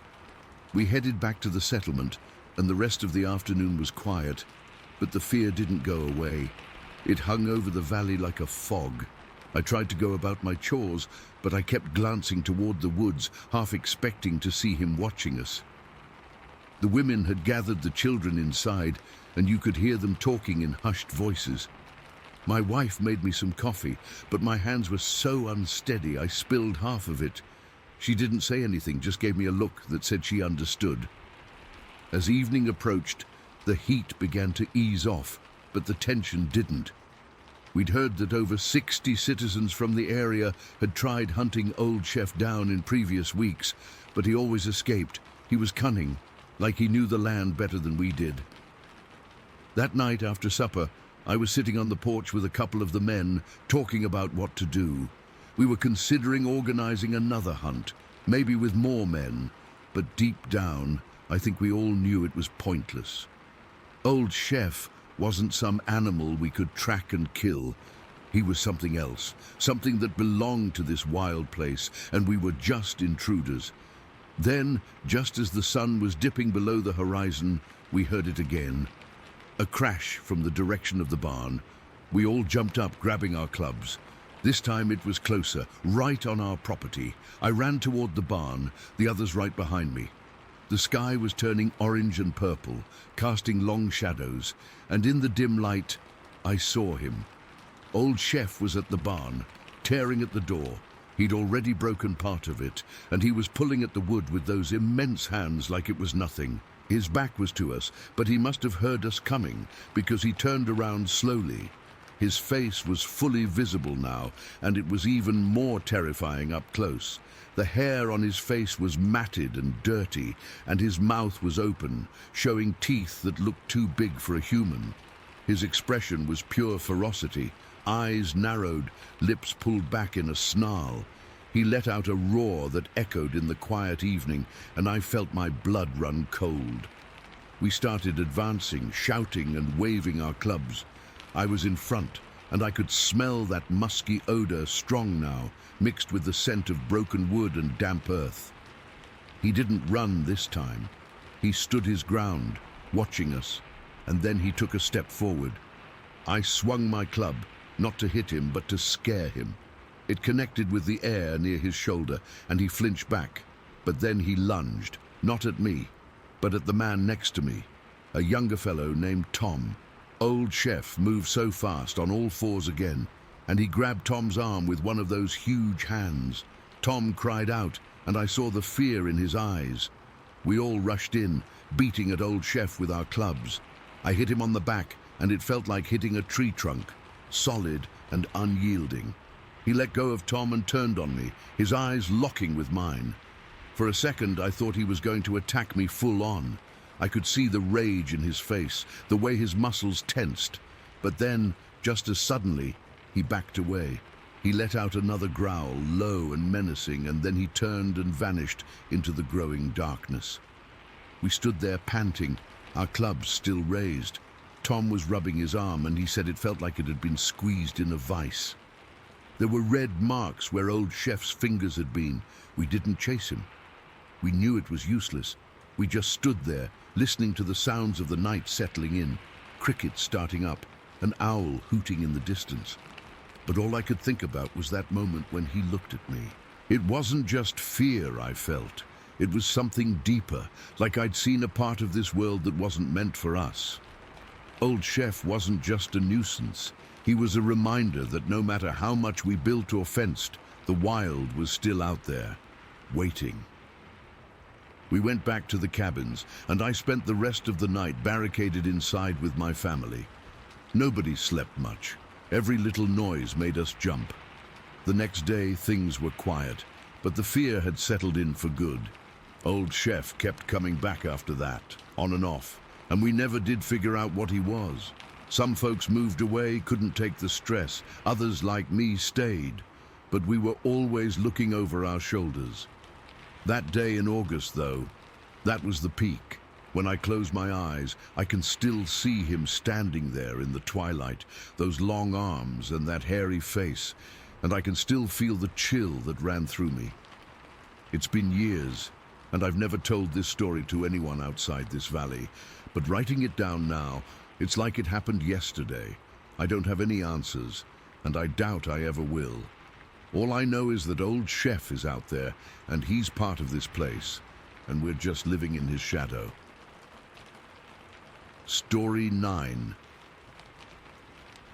Okay, so I've never really posted anything like this before, but I need to get this out there. It's been years, and I still think about it almost every day. My name's Travis, and this happened back in June 2016. I'm from Boise, Idaho, and I've been backpacking since I was a kid. My dad used to take me out into the woods all the time, so I know what's normal and what's not. But this was something else entirely. Me and my friend Mark, we'd been planning this trip for weeks. We're both experienced hikers, used to handling ourselves in the backcountry. We decided to head deep into the Sawtooth National Forest, away from the main trails, to find some real solitude.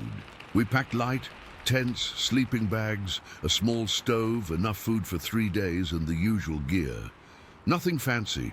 We wanted to disconnect, you know, just us and the wilderness. We started hiking early that morning, and it took us most of the day to get to this spot we'd scouted on a map. a secluded clearing near a creek. The place was beautiful, honestly. Tall pines everywhere, the ground soft with needles, and the sound of water running over rocks was just peaceful. We set up camp as the sun started to dip behind the mountains. I remember the air getting cooler, and we built a small fire, cooked some dehydrated meals, and just sat there talking about work, life, stupid stuff. Normal camper stuff. The evening was perfect. We heard owls hooting, crickets chirping, the usual forest sounds. Nothing out of the ordinary. Mark even joked about how quiet it was compared to the city. We stayed up until maybe 11 or so, then decided to turn in. We had our own tents set up about 10 feet apart, both two-person tents, nothing huge. I zipped myself into my sleeping bag, listened to the creek for a bit, and fell asleep pretty quick. I don't know what time it was when I woke up, but it was pitch black, the kind of dark where you can't see your hand in front of your face. And the first thing I noticed was the silence. It was dead quiet. No owls, no crickets, no wind, nothing. That's what got me alert right away. In the woods, when everything goes silent, it usually means something's wrong. I lay there for a minute, just listening, and my heart started beating faster. Then I heard it, a heavy branch snap, like something big had stepped on it. Not a small twig, but a thick branch cracking under weight. I sat up in my sleeping bag, and I could hear Mark stirring in his tent nearby. He whispered, "You hear that?" And I just nodded, even though he couldn't see me. Then came this deep, wet breathing sound. It wasn't like an animal panting. It was slower, heavier, like someone with a cold trying to breathe through their mouth. It sounded close, maybe 20, 30 feet away. I felt this chill run down my spine, and I remember my hands getting clammy. I unzipped my tent flap just enough to peek out. Couldn't see much, but the moon was out, casting some faint light through the trees. That's when I heard the footsteps, slow, rhythmic, like something walking on two legs. Thump, thump, thump. It was circling our campsite. I could tell it was moving around us, not just passing by. Mark whispered again, "What the hell is that?" And I shushed him, afraid it might hear us. The footsteps kept going, and then I saw a shape between the trees. It was dark, upright, and tall, really tall. I'd say at least 7 or 8 feet. But it was hard to tell in the dark, and it had these amber eyes that seemed to glow faintly. They weren't reflecting light like an animal's eyes would. They just had this low, steady glow. I froze, couldn't move, just stared. The shape was standing perfectly still, watching us. I could hear its breathing, slow and steady, like it was taking its time. Then my tent shook. Not a lot, but enough to make me jump. Something brushed against the side of it, like a heavy hand or paw sliding over the fabric. I felt the vibration through the ground. The musky odor hit me then. It was strong, like wet dog mixed with rotten leaves, and something else I can't describe. It filled the air, so thick I could almost taste it. Mark later said it smelled like a locker room that hadn't been cleaned in weeks. The footsteps kept circling, and now I could hear more than one. There were wood knocks, distinct cracks, like someone hitting 2 sticks together, but they were coming from different directions, like they were coordinating. Then growls, low and guttural, not like any bear I've ever heard. Bears growl, but this was deeper, more intelligent, if that makes sense. It sounded like it was trying to communicate, or maybe intimidate us. My heart was pounding so hard, I thought it would burst out of my chest. I was sweating, but I was cold at the same time. I remember gripping my sleeping bag so tight my knuckles hurt.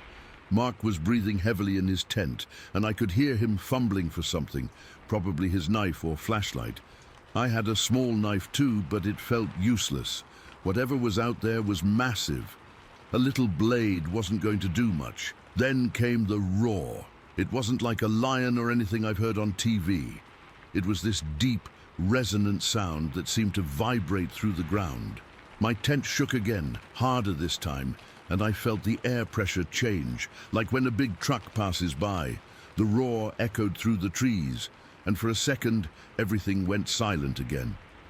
Then the wood knocks started up, faster now, and the footsteps got closer. I could hear them right outside my tent. So close, I thought whatever it was would tear through the fabric.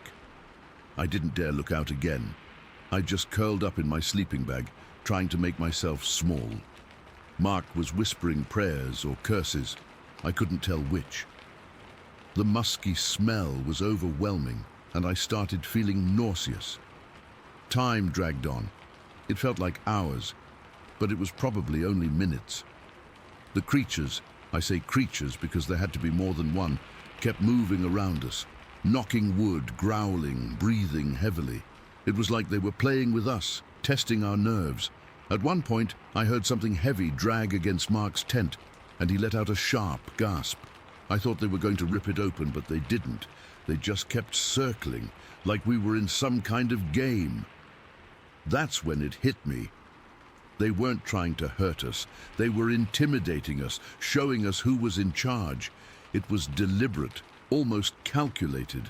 I've been in bear country before, and bears don't do this. They might investigate, but they don't surround you and toy with you like this. The night felt endless. I didn't sleep at all. I just lay there listening, waiting for something to happen. My muscles were tense, and I had a headache from the stress. I kept thinking about my family, about how stupid we were to come out here alone. Mark and I didn't speak much after that. We just stayed quiet, hoping they'd leave.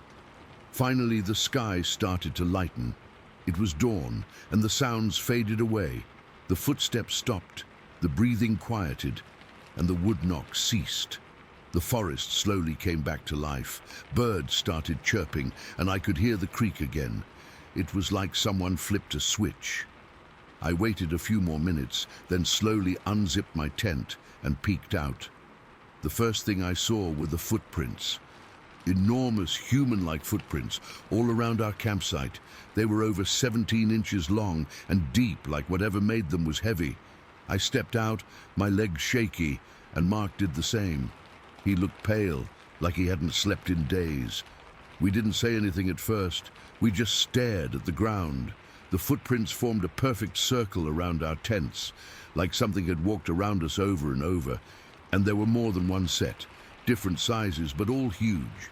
We saw where trees had been bent, young saplings snapped in half, and bark stripped off some of the pines. It wasn't bear work.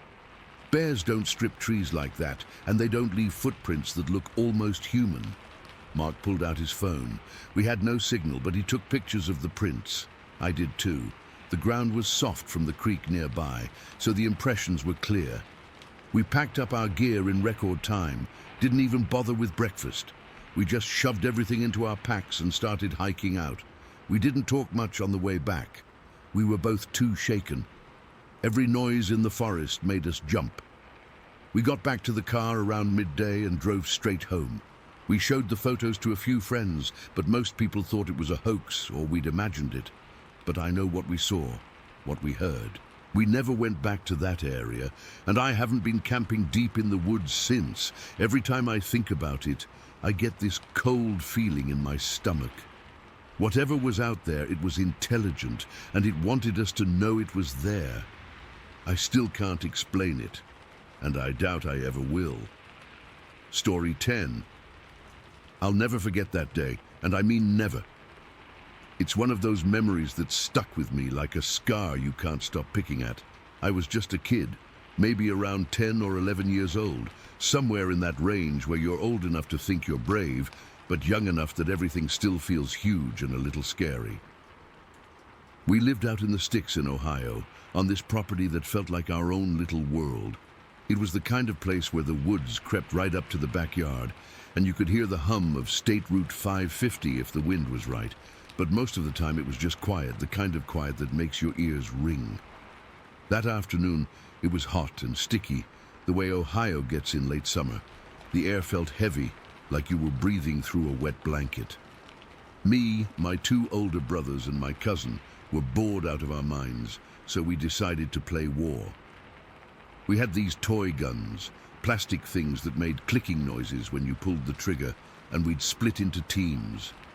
I was with my cousin, and my brothers were on the other side. We'd done this 100 times before, hiding in the tall grass or behind trees, pretending we were soldiers or spies. It was just dumb kid stuff, but we took it seriously back then. We started the game around 4 in the afternoon, I think. The sun was still high, but you could feel it starting to dip, casting long shadows across the yard. My brothers, they were always the sneaky ones. They decided to hide in the thick woods near the house. This patch of trees that was so dense you could barely see 10 feet into it. Me and my cousin, we stayed closer to the house, trying to figure out where they'd gone. Everything was normal at first. The buzz of insects, the smell of cut grass, the way the heat made the air shimmer over the driveway. Then, out of nowhere, we heard this scream, not like a playful yell, but a real raw scream that cut through the quiet. It was my brothers, both of them, crashing out of the woods like something was chasing them. Their faces were white, and they were breathing so hard they could barely talk. They stumbled into the yard, tripping over their own feet, and one of them just kept saying, "Something's in there, something big." His voice was shaking, and I remember feeling this cold knot tighten in my stomach.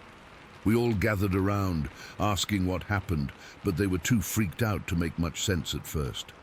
After a minute, my oldest brother caught his breath and told us.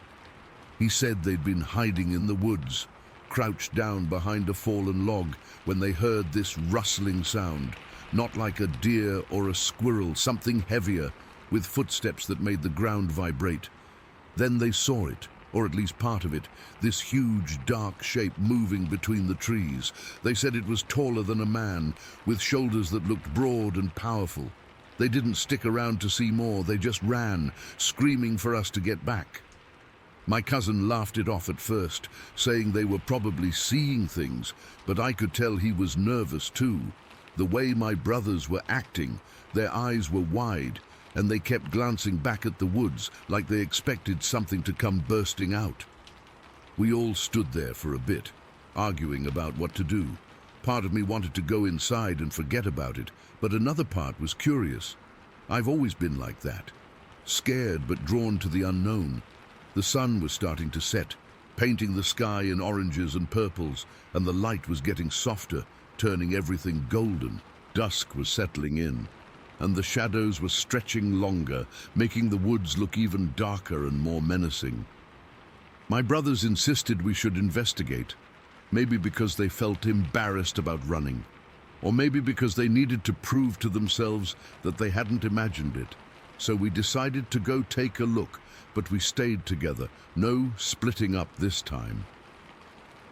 We crept toward the edge of the woods, staying close to the house.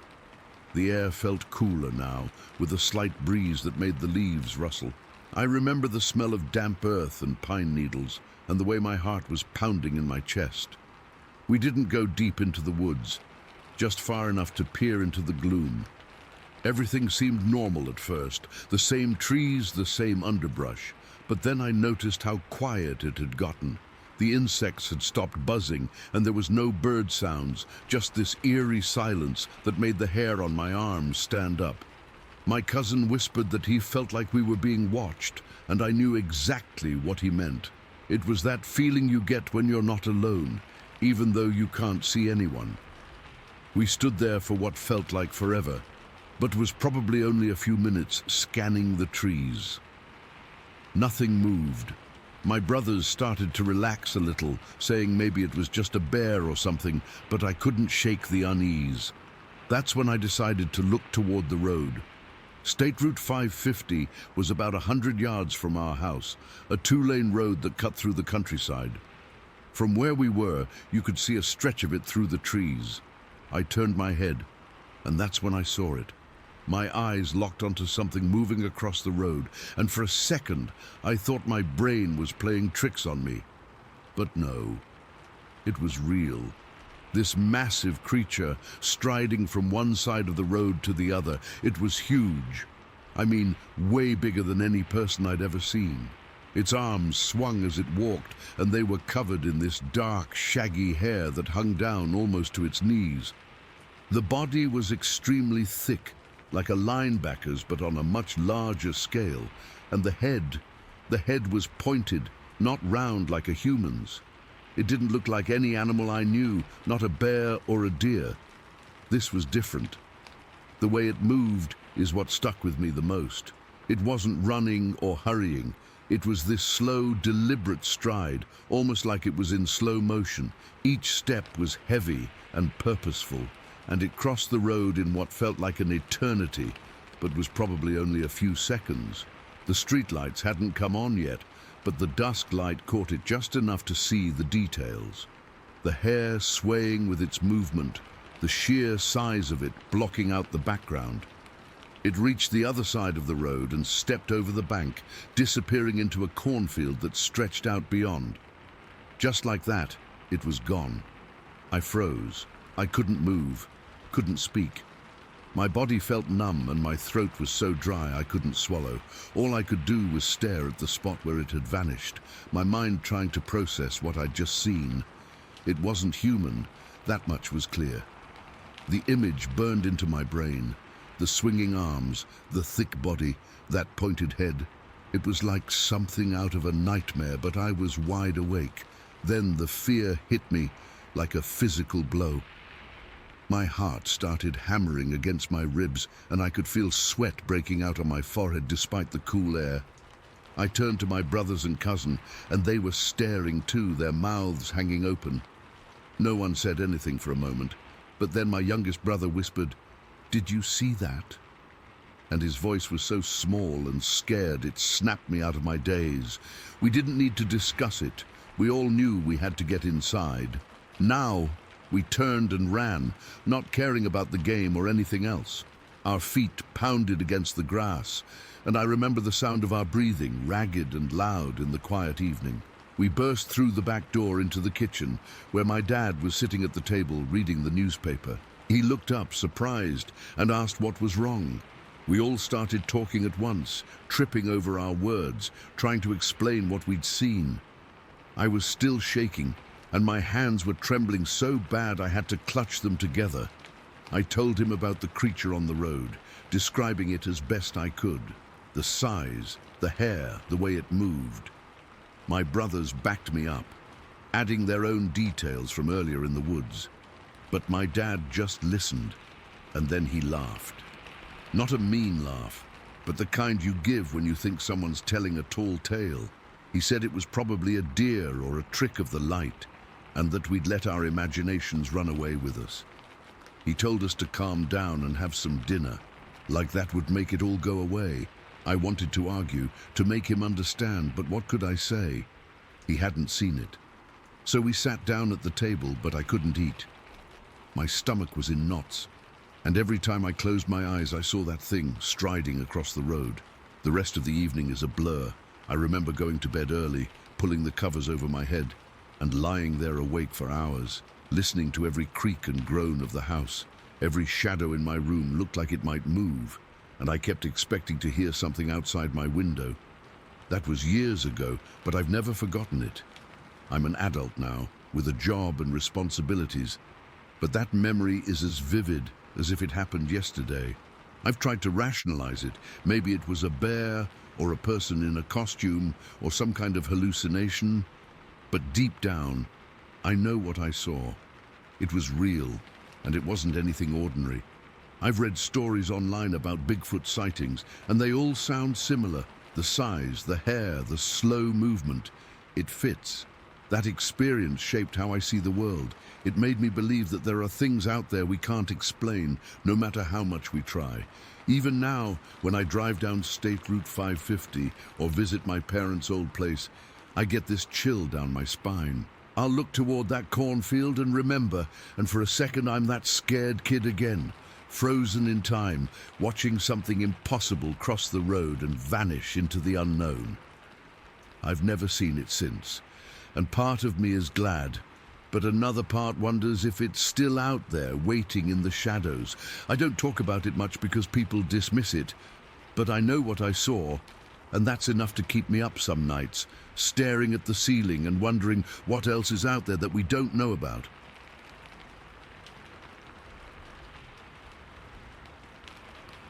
Story 11.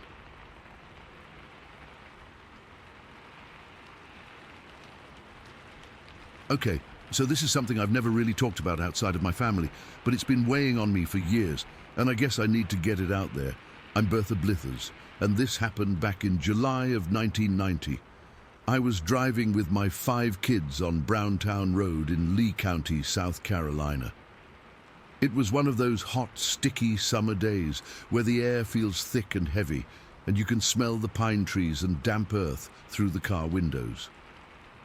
We'd been visiting my sister in Bishopville and were heading home to our place just outside of Lynchburg.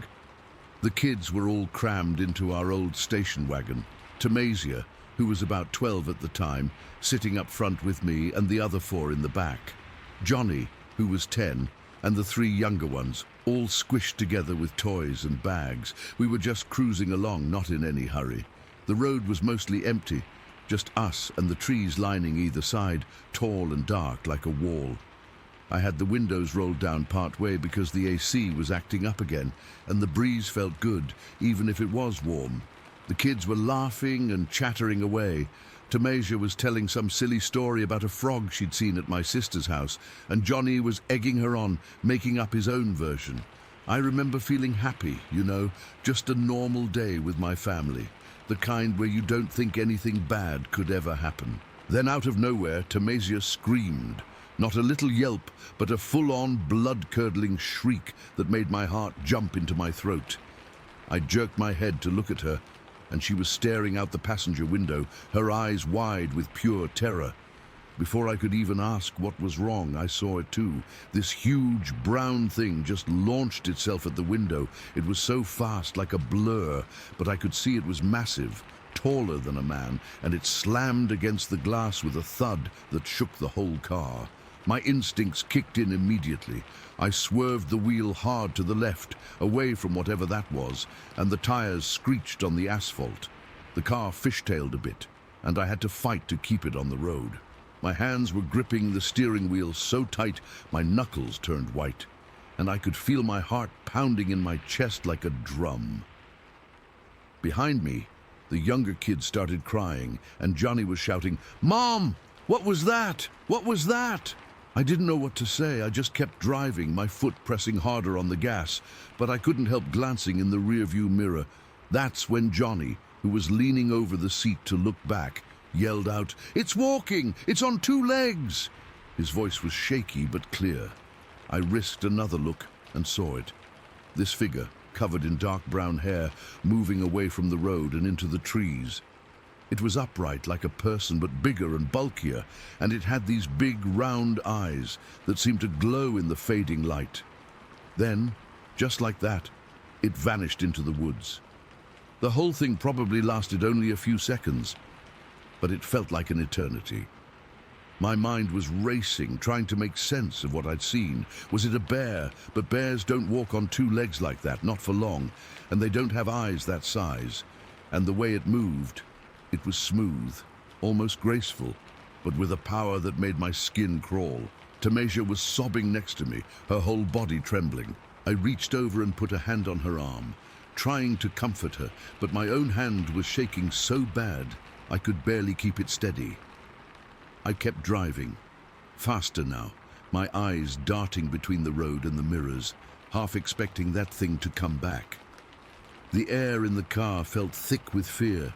I could smell the sweat on my own skin, mixed with the scent of pine from outside. My mouth was dry, and I kept swallowing, trying to get some moisture back. The younger kids were crying in the back, and Johnny was trying to calm them down, but his voice was strained. He kept repeating, "It's gone, it's gone." But I don't think any of us believed it. After a minute or two, I slowed down a bit, my breathing still ragged. I asked Tamasia what she saw, and she said it was like a giant hairy man, but not a man, something else. She said it looked right at her through the window, and its eyes were black and deep, like it was staring into her soul. That sent a chill down my spine. Johnny added that it was covered in matted dark brown hair, and it was walking on 2 legs like a human, but its arms were long and swung as it moved. He said it disappeared into the trees so fast he almost missed it. We were all silent for a while after that, just the sound of the car engine and the kids' sniffles. I kept checking the mirrors, my neck stiff from tension. The road ahead was still empty, but every shadow in the trees made me jump. I remember the sun was starting to set, casting long shadows across the road, and the light was turning orange and gold. Normally, I'd think it was pretty, but now it just made everything feel eerie, like we were in some kind of nightmare. I decided we needed to get to a safe place, so I headed straight for the sheriff's office in Lynchburg. It was about a 20-minute drive from where we were, and every minute felt like an hour. I kept talking to the kids, telling them it was going to be okay, but my voice was shaky, and I don't think I convinced anyone, least of all myself. Tamasia was curled up in her seat, her face pale, and she wouldn't look out the window anymore. Johnny kept his eyes glued to the back window like he was standing guard. When we finally pulled into the sheriff's office parking lot, I felt a small sense of relief, but my hands were still trembling as I turned off the engine. The building was a small brick place with a faded sign, and it looked quiet. I told the kids to stay in the car for a minute while I went in, but they all clamored to come with me, so we all trooped inside together. The office was dimly lit, with a counter and a few chairs.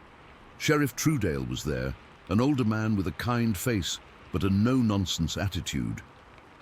He looked up from his desk when we came in, and his expression shifted to concern when he saw our faces. I must have looked a mess.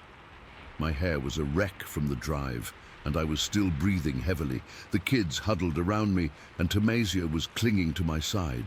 I started explaining what happened, my words tumbling out in a rush. I told him about driving on Browntown Road, the figure leaping at the window, Tamasia screaming, me swerving, and Johnny seeing it walk away on two legs.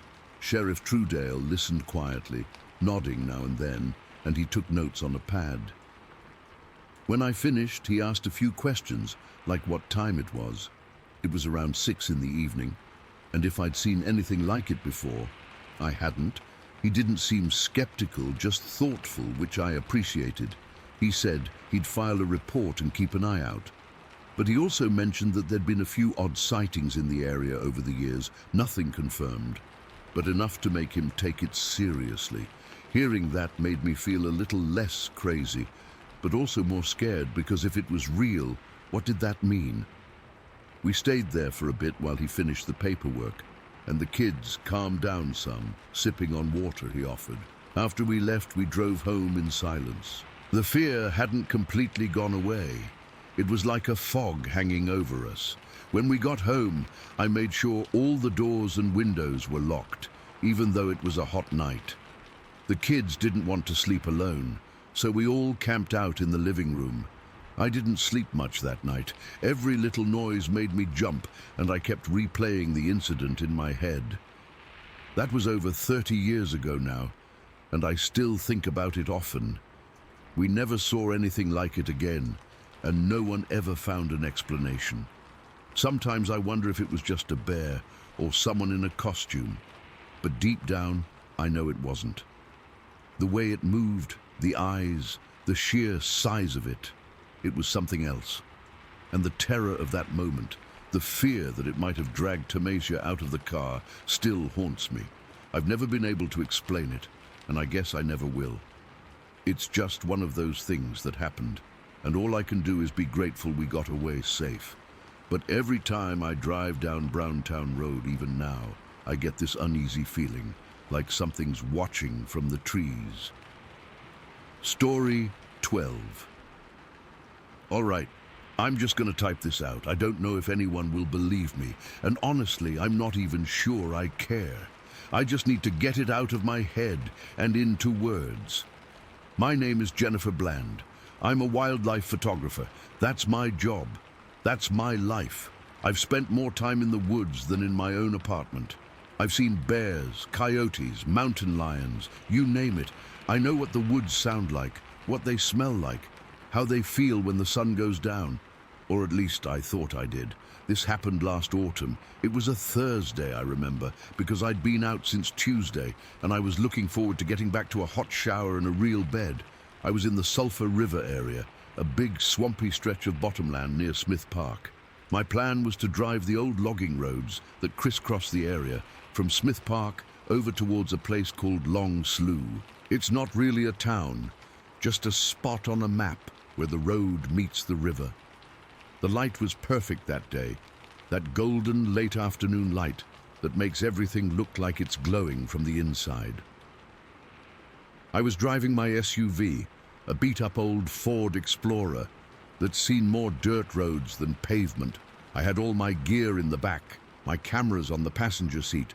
I was driving slow, real slow, maybe 10, 15 miles an hour, just creeping along, my window down, my eyes scanning the tree line. I was looking for anything, a deer, a flock of turkeys, maybe a fox. That's the thing about this job. It's 99% patience and 1% pure luck. You just have to be there and be ready. The road was this narrow, rutted track, barely more than 2 tire paths in the mud and pine needles.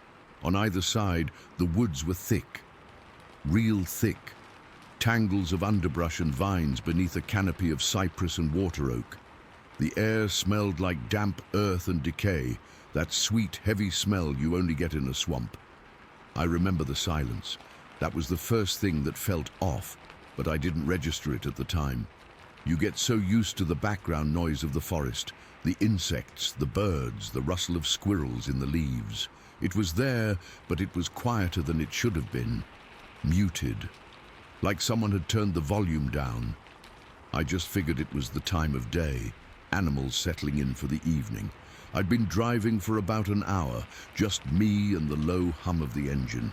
I had my left hand on the steering wheel, my right arm resting on the door, feeling the cool air. I was thinking about nothing in particular, just watching the shadows get longer when something moved in my peripheral vision to the left. My head snapped around, and I saw it. It came out of the woods in 2, maybe 3 bounding steps. It was on the road, and then it was across, vanishing into the trees on the other side. The whole thing took less than 2 seconds. It was so fast, my brain barely had time to process what my eyes were seeing, but I saw it. God, I saw it. It was tall, so damn tall, 7 feet, maybe more. It was covered in hair, fur, whatever you call it. It wasn't black like you see in the movies. It was a shaggy, matted brown like wet bark, the color of mud. It was running on 2 legs. That's what stuck with me. It wasn't loping or shuffling, it was running. Powerful, fluid strides. Its legs were long and its arms were swinging, but they were long too, swinging in a way that wasn't human. The motion was effortless, like it was just gliding. It didn't even look at me. It just crossed the road, a blur of brown muscle and motion, and then it was gone, swallowed up by the shadows of the trees. I slammed on the brakes. The SUV skidded a little in the soft dirt. My heart was suddenly hammering in my chest, a frantic drum against my ribs. My hands were clenched on the wheel, my knuckles white. I just sat there, staring at the empty space where it had been. The dust my tires had kicked up drifted through the air in the slanting light. My first thought was, bear. It had to be a bear, a big one, standing up. But bears don't run on their hind legs. Not like that. They're clumsy. They shuffle. This thing, it moved with a purpose, a grace that was completely unnatural, and the shape was wrong. The proportions. The legs were too long. The torso was different. It was leaner, more powerful in a wiry way. I sat there for what felt like an eternity, but was probably only 10 or 15 seconds. The engine was still running. I could hear it ticking as it cooled. I could hear my own breathing, sharp and shallow. I was trying to make my brain accept what I'd just seen. A bear, a weird deer, a person in a suit. But it was too big for a person. And who the hell would be out here in the middle of nowhere in a gorilla suit? It made no sense. Then the sound came. It started low, a vibration that I felt more than heard. It came from the woods to my right, the side it had disappeared into. It built into a roar, but it wasn't a roar like a lion or a bear. This was different. It was raw. It was a scream, but it was too deep, too guttural. It was full of this rage, this pure, undiluted fury. It was the most unearthly sound I have ever heard in my life. It wasn't just loud. It felt like it was inside my skull, rattling my teeth. It was a sound that had no business coming from anything living on this planet. The fear that went through me was instantaneous and total. It wasn't just being scared, it was a primal animal terror. Every hair on my body stood up. A cold sweat broke out all over me, and I felt a wave of nausea so strong I thought I was going to be sick. My body went rigid. I couldn't move. I couldn't even breathe. I was frozen solid in my driver's seat, just staring into those dark, tangled woods. The scream seemed to go on forever, but it was probably only a few seconds. When it stopped, the silence that followed was even worse. It was a thick, heavy, pressing silence. The normal forest sounds were completely gone now. Nothing. No birds, no insects, no wind. It was dead quiet. My hands were shaking. I could see them trembling on the steering wheel. I slowly, carefully moved my right hand and put the car in park. I didn't want to make a sound. I didn't want whatever was out there to know I was here. I reached over, my movement stiff and jerky, and I rolled up my window. The quiet thunk of the window ceiling felt obscenely loud in the silence. I just sat there. My mind was racing, a jumble of thoughts and pure panic. What was that? What the hell was that? I kept replaying the image of it crossing the road, the way it moved, that sound. My professional curiosity was gone, completely obliterated by a fear so deep it felt like a physical weight on my chest. I looked at my cameras on the passenger seat. I should take a picture. That's what I do. I document things. But the thought of opening the door, of stepping outside into that silence, was utterly unthinkable. It felt like a death sentence. My body was screaming at me to get the hell out of there, but another part of me was paralyzed. What if it was waiting? What if it was just on the other side of those trees, watching me? I stared into the woods. The shadows were getting deeper, the golden light turning a dull orange. The trunks of the trees looked like bars. Every shape, every shadow started to look like it was moving.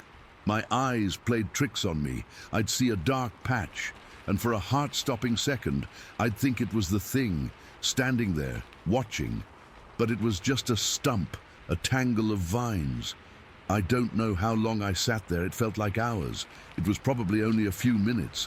The light was fading fast. I knew I couldn't stay. The idea of being there after dark. No. Just no. My hand was still shaking as I moved the gear shift from park to drive. I didn't gun it. I was terrified of making noise. I just pressed the accelerator gently, and the SUV began to creep forward. I kept my eyes glued to the woods on the right, my whole body tensed, expecting it to burst out at any second. I drove maybe 50 feet down the road, and then I saw it. On the side of the road, in the soft mud on the shoulder, right where the thing had vanished into the trees, there was a footprint. I stopped the car again. I couldn't help it. It was huge. It was clearly a print pressed deep into the wet earth. It was long, maybe 18 inches, and it wasn't a bear track. Bears have pads and claws. It's a distinct shape. This was different. It looked almost human, but it was too big, and the shape was wrong. The arch was in the wrong place. It was just a single, deep impression in the mud, pointing into the darkness of the woods. Seeing that print made everything real in a way that the glimpse and the scream hadn't. It was physical evidence. Something had been here. Something big and heavy and bipedal had stood right there. That was it. That broke the spell of paralysis. A fresh, cold wave of fear washed over me. I didn't care about being quiet anymore. I stomped on the gas. The tires spun for a second in the mud, then caught, and the SUV lurched forward. I didn't look back, I just drove. I drove as fast as I dared on that narrow, bumpy road, my heart trying to beat its way out of my chest. I didn't slow down until I hit the paved county road a few miles later. I didn't stop until I was back in my apartment, with all the lights on and the doors locked. I've been over it 1,000 times in my head. I've looked at maps, I've read accounts online. I know what people call things like that in those areas, but saying the name feels stupid. It feels like I'm betraying the sheer, pants-wetting terror of that moment. It wasn't a story. It wasn't a legend. It was a thing, a living, breathing thing that moved with a power I can't describe and screamed with a voice that didn't belong in this world. I haven't been back to the Sulphur River area since. I turned down 2 assignments that would have taken me near there. I can't do it. Every time I close my eyes, I see that brown shape flying across the road and I hear that scream. It's been months, and I still wake up sometimes in the middle of the night, my skin cold with sweat, the echo of that sound ringing in my ears. I was a wildlife photographer. I thought I understood the wild. I didn't understand a damn thing. There are things out there that don't fit in any field guide, things that don't follow the rules, and one of them saw me that day on a back road near Long Slough, and it made sure I knew it was there. Story 13.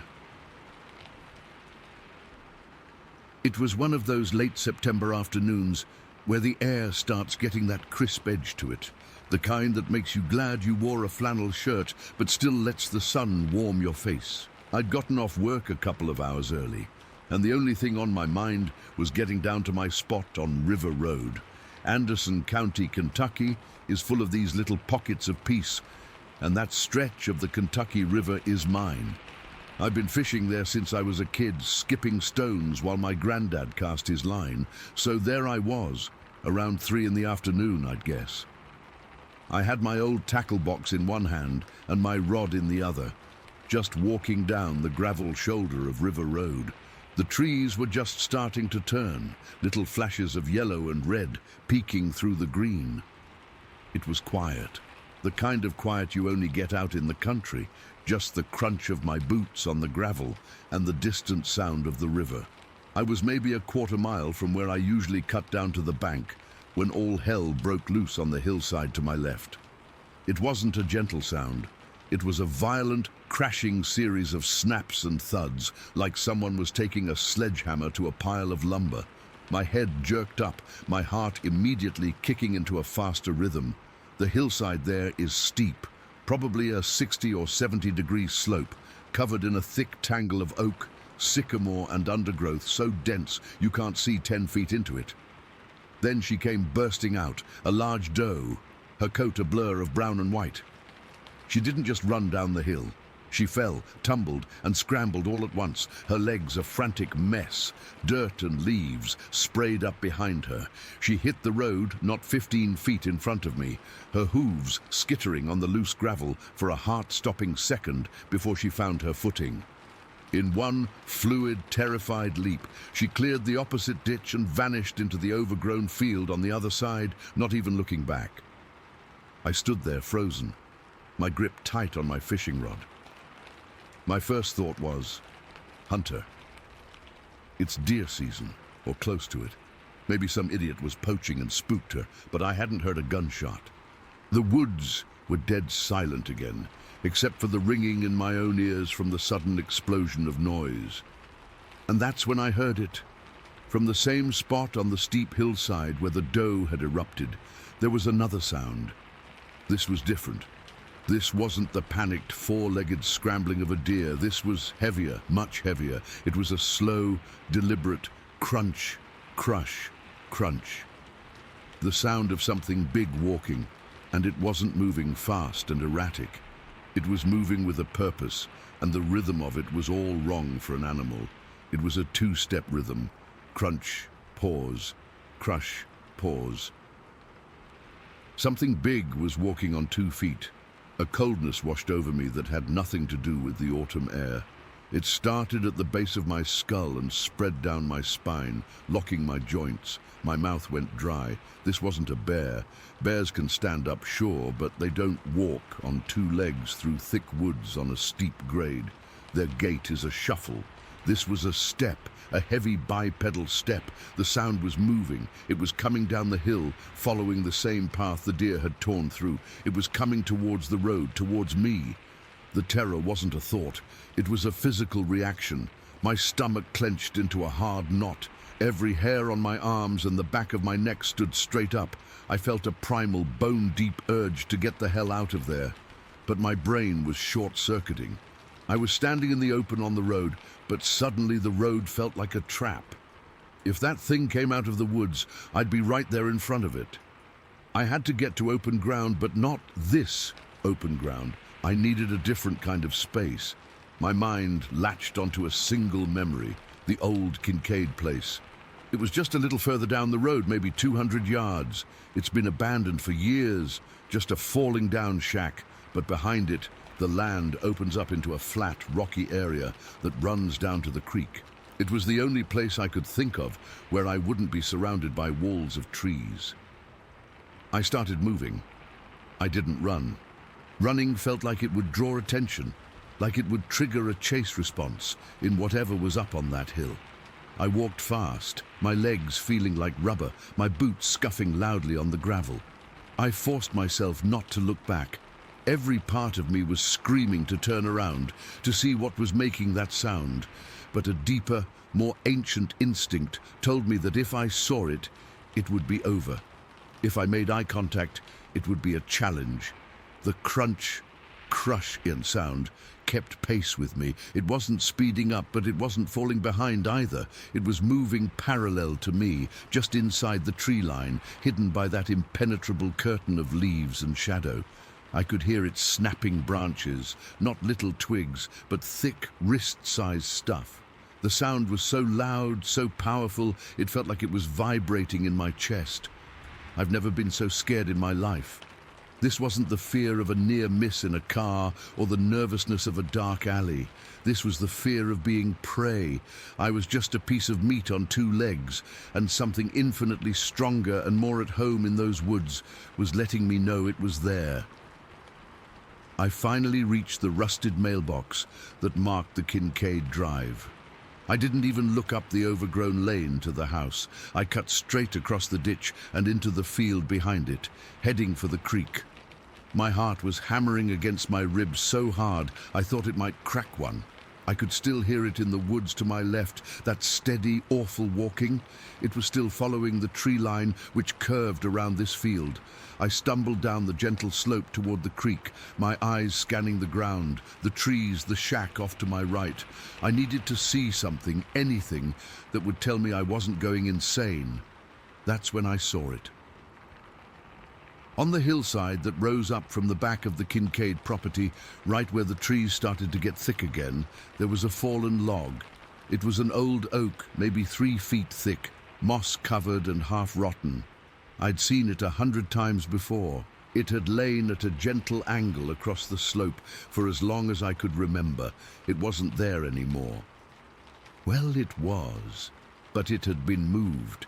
It was now lying perpendicular to its original position, pointing straight down the hill, and it hadn't just rolled. The ground where it used to be was torn up, a raw, dark gash in the earth and leaf litter. The log itself was massive, waterlogged. It would have taken a winch or a team of men to shift it.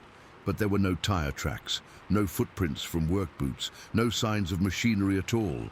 This log had been moved recently. The dirt exposed underneath was still dark and damp, not yet dried out. The ferns and moss that had been growing on its top side were now crushed against the ground, their bright green a stark contrast to the dark soil.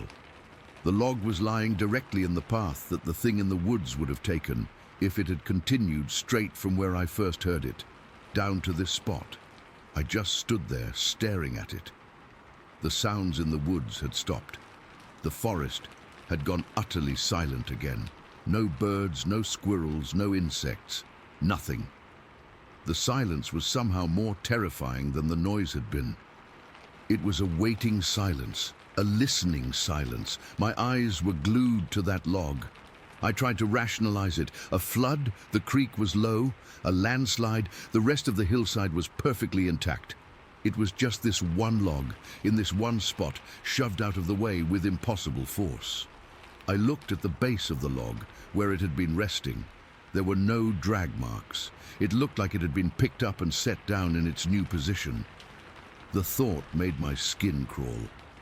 What kind of strength would that take? I'm a big guy, I work construction, I can lift heavy things, but moving that log? Not a chance. Not even with 3 of me. I forced myself to take a step closer. The air smelled different here. Near the creek, you usually get that damp, muddy smell, maybe a bit of rotting leaves. But here, right around this disturbed area, there was another smell. It's hard to describe. It was musky, like a wet dog, but sharper, more pungent. It was the smell of an animal, a big one, but unlike any animal I'd ever smelled before. It was thick and heavy, and it clung to the back of my throat. I kept waiting for something to happen, for the thing to step out of the woods, for a roar, for another crashing sound. But there was nothing, just that heavy, oppressive silence and that god-awful smell. I finally looked down at the ground around the log, really looked, searching for tracks. The ground was a mess of leaves and broken twigs from whatever had passed through, but there were no clear prints, no bear pads, no deer hooves, nothing human. The soil was too churned up, too covered in debris. It was like whatever did this had deliberately obscured its path. That was the moment the last bit of my rational mind gave up. This wasn't a bear. This wasn't a hunter. This was the thing from the stories, the thing my granddad used to talk about in a low voice after a few whiskeys, the thing people whispered about seeing in the deep hollows of Anderson County. I'd always dismissed it as moonshine tales and overactive imaginations. Standing there, smelling that smell, looking at a log that had no business being where it was, I wasn't a skeptic anymore. I was a believer. The fear crystallized into a cold, hard certainty. I was not welcome here. I was being told to leave. I didn't run this time either. I backed away, slowly, my eyes sweeping the tree line. I backed all the way across the field, up to the road, never turning my back on the woods. I left my tackle box and my rod sitting there in the grass by the Kincaid mailbox. I didn't care. I just had to get to my truck. The walk back down River Road was the longest of my life. Every rustle of leaves in the wind made me jump. Every shadow between the trees looked like a massive upright shape. I expected to hear that two-legged walk start up again at any second, this time from behind me. I got to my truck, fumbled the keys, and locked the doors the second I was inside. I sat there for a full 10 minutes, just gripping the steering wheel, my hands shaking so bad I couldn't have turned the key if I tried. I kept looking in the rearview mirror, expecting to see something standing in the middle of the road behind me. But the road was empty. I drove straight home. I didn't stop. I didn't tell my wife. What would I have said? "Honey, I think I almost met Bigfoot by the river today." She'd have thought I'd lost my mind. I went back the next day, in the bright, clear light of a Sunday morning.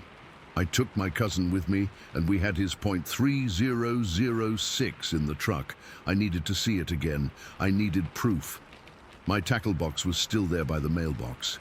My rod was a few feet away. The log was still moved. The raw earth was still there. The smell was gone.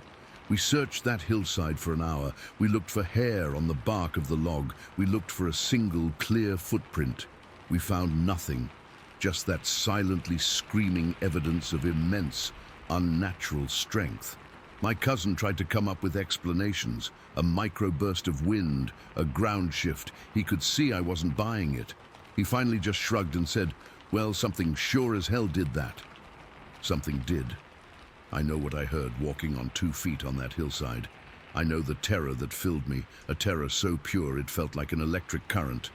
I know the smell that hung in the air, and I know that a 1,000-pound log was moved like it was a toy block. I haven't been fishing on River Road since. I still live here in Anderson County, but I give those deep woods a wide berth now. I never saw it. I never found a track. But I know it was there. I know it's still out there. And sometimes on a quiet night when the wind is just right, I find myself staring out my back window into the dark, wondering if it's staring back. But it is the story 14. Okay, so I've never really shared this anywhere before, but I guess now's as good a time as any. I've been sitting on this for years, and it still messes with my head whenever I think about it. I'm just going to type it out like it happened, because, honestly, I need to get it off my chest. This was back when I was 15 years old, during spring break. We lived in Michigan, where it was still freezing cold that time of year, so my dad decided we'd drive out to Joshua Tree in California to escape the weather. It sounded awesome at first. A week in the desert, sunshine, no snow. But what happened there? Well, it changed everything. That day started out normal enough. We'd been driving for what felt like forever in this rental car, a beat-up SUV that smelled like old fast food and sunscreen. My brother, who was maybe 12 at the time, had been whining for the last hour about needing to pee. You know how little brothers are. Once they get an idea in their head, they won't let it go. My dad finally gave in and pulled over on this random stretch of road in the middle of nowhere. There wasn't a gas station or anything for miles, just desert on both sides, with those weird Joshua trees sticking up like skeleton hands and big boulders scattered around like some giant kid had tossed them there. The sun was blazing hot, even though it was only spring. I remember the heat hitting me like a wall when I stepped out of the car. The air was so dry it made my throat feel scratchy, and everything had this dusty yellow-brown color. My brother dashed behind a rock to do his business, and my dad and I just stood there, stretching our legs. I was looking out at the landscape, thinking how quiet it was. Not peaceful quiet, but the kind of quiet that feels heavy, like something's watching you. That's when my dad pointed toward this huge boulder a couple 100 feet away. He didn't say anything at first, just squinted and raised his hand like he was shielding his eyes from the sun. "Hey, Mary," he said, his voice low and kind of tense. "You see that?" I followed where he was pointing, and at first I didn't see anything except rocks and shadows, but then I caught movement, something peeking out from behind the boulder. It was just a glimpse, but it looked wrong, like an ape or something, but not any animal I'd ever seen in a zoo. Its head was poking out, and it had this shaggy beige fur that blended right into the sand and rocks. If it hadn't moved, I probably wouldn't have noticed it at all.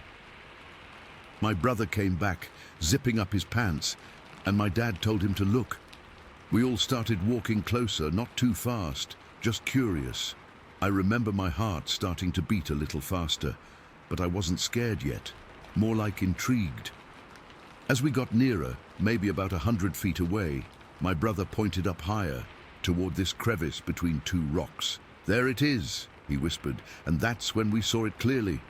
The creature was standing in that narrow space, swaying slightly from side to side. It was bigger than I expected, maybe 7 or 8 feet tall, with long arms and a broad chest. Its fur was matted and dusty, the same color as the desert, and it had this way of tilting its head that made it seem almost human, but not in a good way. It reminded me of an edgy old man, you know, the kind who guards his property and doesn't want anyone around. Its eyes were dark and set deep in its face, and it was watching us, not aggressive, but not friendly either. It just stood there, swaying, like it was weighing us up. Then we heard these loud squawks coming from behind the rock formation. They weren't bird sounds, more like deep guttural cries that echoed in the stillness. The creature turned its head toward the noise and made this soft, almost cooing sound in response. It was eerie, like it was calming down its family or something. I got this chill down my spine because it felt like we were intruding on something private, something we shouldn't be seeing. We stood there for what felt like minutes, just staring. But it was probably only seconds. My dad finally broke the silence. "Okay, that's enough," he said, his voice tight. "Let's get back to the car." I didn't argue. The curiosity was starting to twist into unease. We turned around and started walking back. not running but moving quickly. The ground was uneven with little rocks and prickly plants that snagged on my shoes. I could feel the sun burning the back of my neck, and my mouth was dry from the dust. That's when it happened. I felt this light tap on my shoulder. At first, I thought it was my brother messing around, but when I glanced back, he was a few steps ahead of me. I turned my head, and my blood went cold. The creature was now only about 20 yards away, just standing there, watching us. How did it get so close so fast? We hadn't heard anything. No footsteps, no rustling. It was like it had just appeared out of thin air. I froze for a second, my heart hammering in my chest. My dad saw it too and grabbed my arm.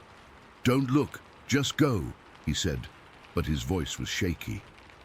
We started hurrying toward the car, which felt miles away even though it was only a short distance. I kept glancing back, and that's when the terror really set in. The creature began moving toward us, but not in a straight charge. It would run a few steps toward the car, then stop, like it was testing us. Each time it moved, it covered ground quickly, its long legs eating up the distance. It didn't make a sound, no growls or roars, just this silent, deliberate advance. My dad was fumbling for the car keys, his hands trembling. I could hear the jingle of the keys, and it sounded so loud in the quiet. My brother was already at the car, yanking the door open. I was right behind him, my legs feeling like jelly. I remember the heat radiating off the car's metal and the smell of hot asphalt and dust. When I looked back again, the creature was closer, maybe 10 yards away now. It had this intense stare, like it was focused solely on us. My dad yelled, "Get in!" and we scrambled into the car. He slammed the door shut and turned the key, the engine roaring to life. As he hit the gas, I saw the creature in the side mirror. It dashed toward us, not in a blur, but with this weird, loping gait. For a second, I thought it was going to hit the car, but at the last moment it veered and ran behind us. I twisted in my seat to look out the back window, and I saw it crossing the road just as another car passed by. That other car must have seen it too, because it slowed down for a second before speeding up. I'll never forget the look on the driver's face, this wide-eyed, shocked expression that mirrored how we felt. We drove for a few minutes in silence, nobody saying a word. I was shaking, my hands gripping the seat so hard my knuckles were white. My dad kept checking the rearview mirror, his face pale. The creature was gone, disappeared into the horizon behind us. But the image was burned into my brain, that beige fur, the way it moved, the silence of it all. We didn't talk about it much after that, not until we got home. My dad eventually shared the story with a few people, and we never got much backlash. Most folks just thought we'd seen a bear or something, but we knew it wasn't. It was something else, something I still can't explain. Even now, years later, I get chills thinking about that day. The desert felt so empty, but it wasn't. There was something out there, and I don't think I'll ever fully understand what it was. Story 15. It was a Friday night, last October. The kind of October night where the air gets that real crisp bite to it, and the sky is so clear and black it feels like you're looking into nothing. We'd been in haze for most of the evening. My wife's cousin had a birthday thing at a pub downtown. Nothing crazy, just some food and a few drinks. We'd stayed later than we meant to, the way you do when you're catching up with people you haven't seen in a while. My brother had ridden with us, and he was crashed out in the back seat, snoring softly almost as soon as I pulled out of the parking lot. The drive from Hayes back to our place in Brooks County is one I've done 1,000 times. You take the highway for a while, then you cut off onto the grid roads. 10 Road is one of those. It's just a straight gravel shot east for about 7 miles until you hit our turnoff. There's nothing out there. I mean nothing. On either side of the road, it's just miles and miles of harvested wheat fields, the stubble glowing a little bit under the moonlight. And then beyond that, dark patches of trees that line the creek beds. There are no streetlights, The only light comes from your headlights and the moon, and that night the moon was just a thin, cold sliver. It was the kind of dark that feels heavy. I had the high beams on, cutting two bright tunnels through the black. The gravel was crunching under the tires, a familiar rhythmic sound. I was just driving, one hand on the wheel, my mind already at home, thinking about just getting my boots off and crawling into bed. My wife was in the passenger seat, scrolling through her phone, the blue light lighting up her face. It was all so normal, so completely, utterly normal. We were about 3 miles from our turn, right near the old Johnson place, which hasn't been a working farm for 20 years, when my wife suddenly sat up straight. She made this little sound, not a scream, more like a sharp intake of breath, like when you touch something cold by accident. "What?" I asked, my eyes flicking from the road to her. She was staring out her window towards the west. Her phone was limp in her hand. "Lights," she whispered. Her voice was tight. I looked, but I couldn't see anything. Just the deep black of the trees lining the creek about 200 yards away. "What lights? A car?" "No," she said, and she pointed. "In the trees. Red eyes." That got my attention.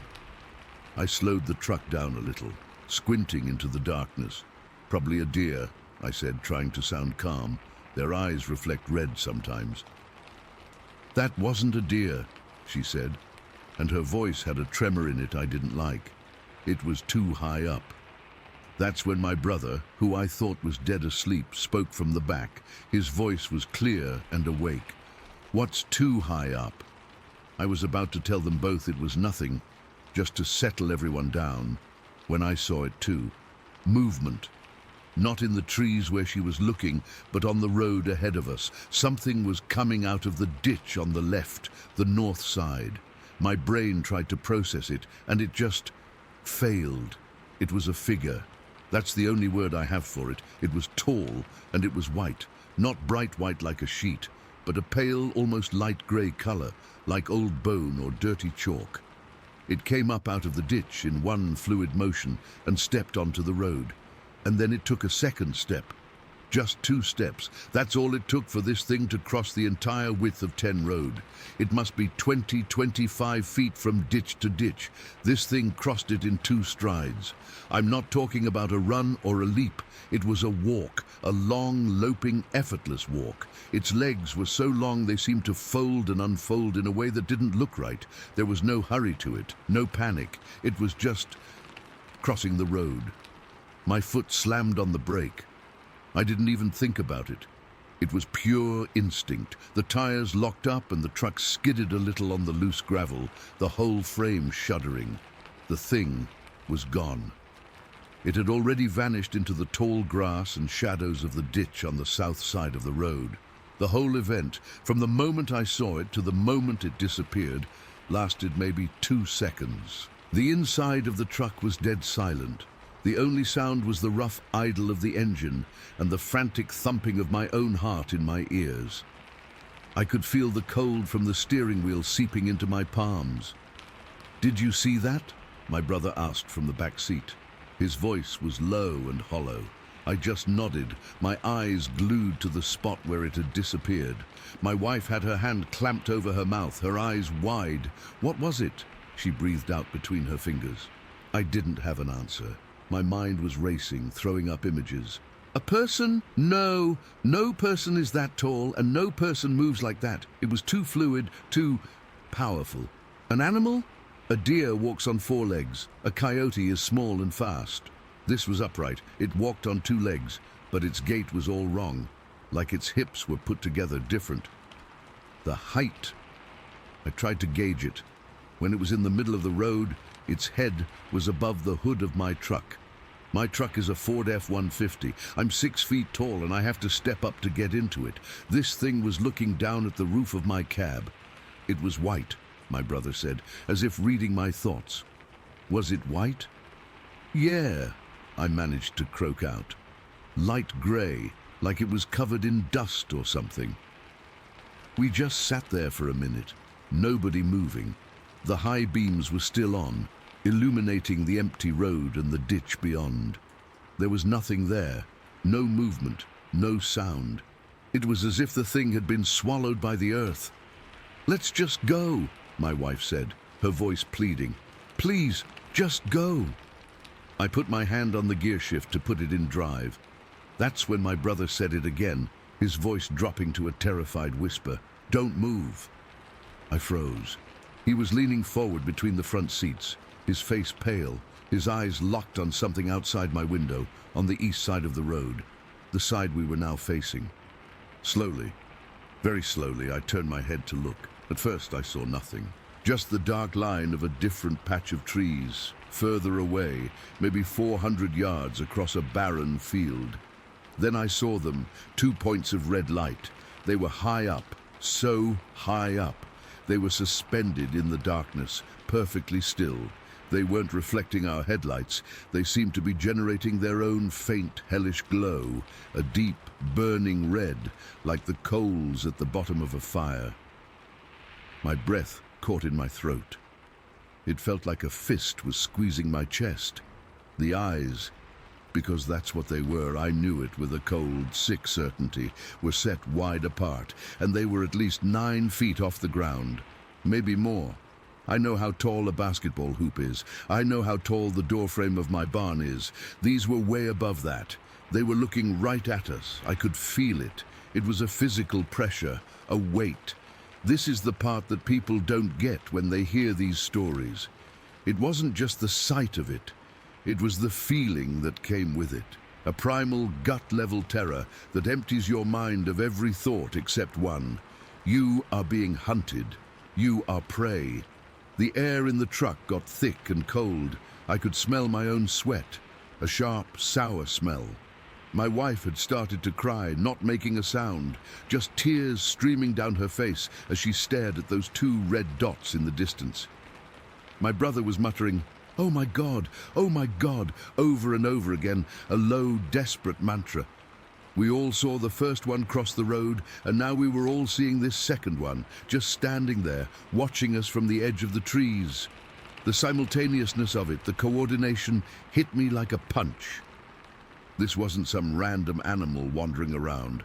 We were being observed, studied, maybe even herded. I know what people say. It was a bear, but there are no bears in Brooks County, not for over 100 years. And a bear's eyes don't glow bright red like hot coals, and they sure as hell don't stand 9 feet tall on their hind legs and just hold that position. A bear would move. It would shuffle. It would drop to all fours. This thing was a statue, a terrifying red-eyed statue in the shadows.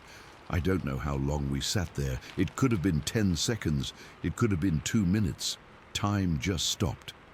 The world had shrunk down to the interior of my truck cab and those 2 unwavering red lights in the distance. Then, without any warning, they were gone. 1 second they were there, burning into my soul, and the next, the darkness was just darkness.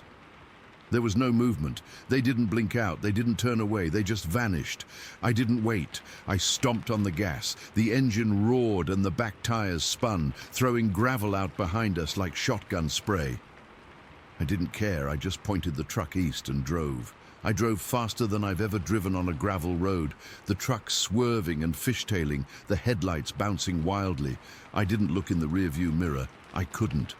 I was too afraid of what I might see following us. Nobody spoke the rest of the way home. My brother was just breathing hard in the back. My wife had her face buried in her hands. When I pulled into our driveway, I didn't even turn the truck off. I just threw it in park, and we all practically fell out of the doors, scrambling for the house. I fumbled with the keys, my hands shaking so bad I could barely get the key in the lock.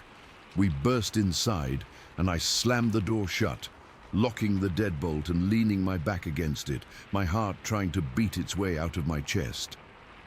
We didn't sleep that night. We sat in the living room with every light in the house on.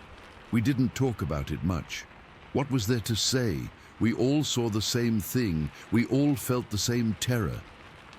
The next morning, in the harsh, rational light of day, I drove back to that spot on 10 Road. I had to. I had to prove to myself that it was just a trick of the light, a group hallucination brought on by tiredness and a couple of beers. There was nothing there, no tracks in the ditches, no broken grass, no evidence at all. It was just a road, but I know what I saw. My wife knows, my brother knows. We saw a tall, grey-white thing cross the road in 2 impossible steps, and we saw another one, with eyes of fire, watching us from a height that shouldn't exist. We weren't just scared, we were stripped down to our most basic, terrified selves. And the worst part, the part that keeps me up some nights even now, is the knowing. The absolute certainty that we were in the presence of something we are not meant to understand, something that lives in the dark edges of the world, something that saw us, and something that remembers. Story 16. It was the summer I turned 13, and I was spending it with my aunt and uncle in Escanaba, Michigan. Every single Friday, like clockwork, we'd pack up the station wagon and make the drive out to their weekend cabin in Dickinson County, off Route 69. It was a ritual, but this one Friday, it had been raining all morning, one of those steady, soaking summer rains that turns the dirt roads to mud and makes the whole world smell like wet pine and damp earth. Because of the rain, we weren't planning on doing much. The plan was just to get to the cabin, maybe listen to the radio, play some cards, the kind of low-key day that usually just blurs into all the others. I remember the drive out was quiet, the swish-swish of the windshield wipers, the only real sound. My uncle was a man of few words, and my aunt was just watching the trees go by. I was in the back, just a kid, bored, tracing patterns on the fogged-up window. We got to the cabin, and the usual routine started. My uncle started bringing in the groceries and the weekend bags. My aunt was fussing with the keys. The lock was always a little sticky when it was damp. I was just standing there on the porch, feeling the cool, wet air on my skin, looking out into the woods that pressed right up against the backyard.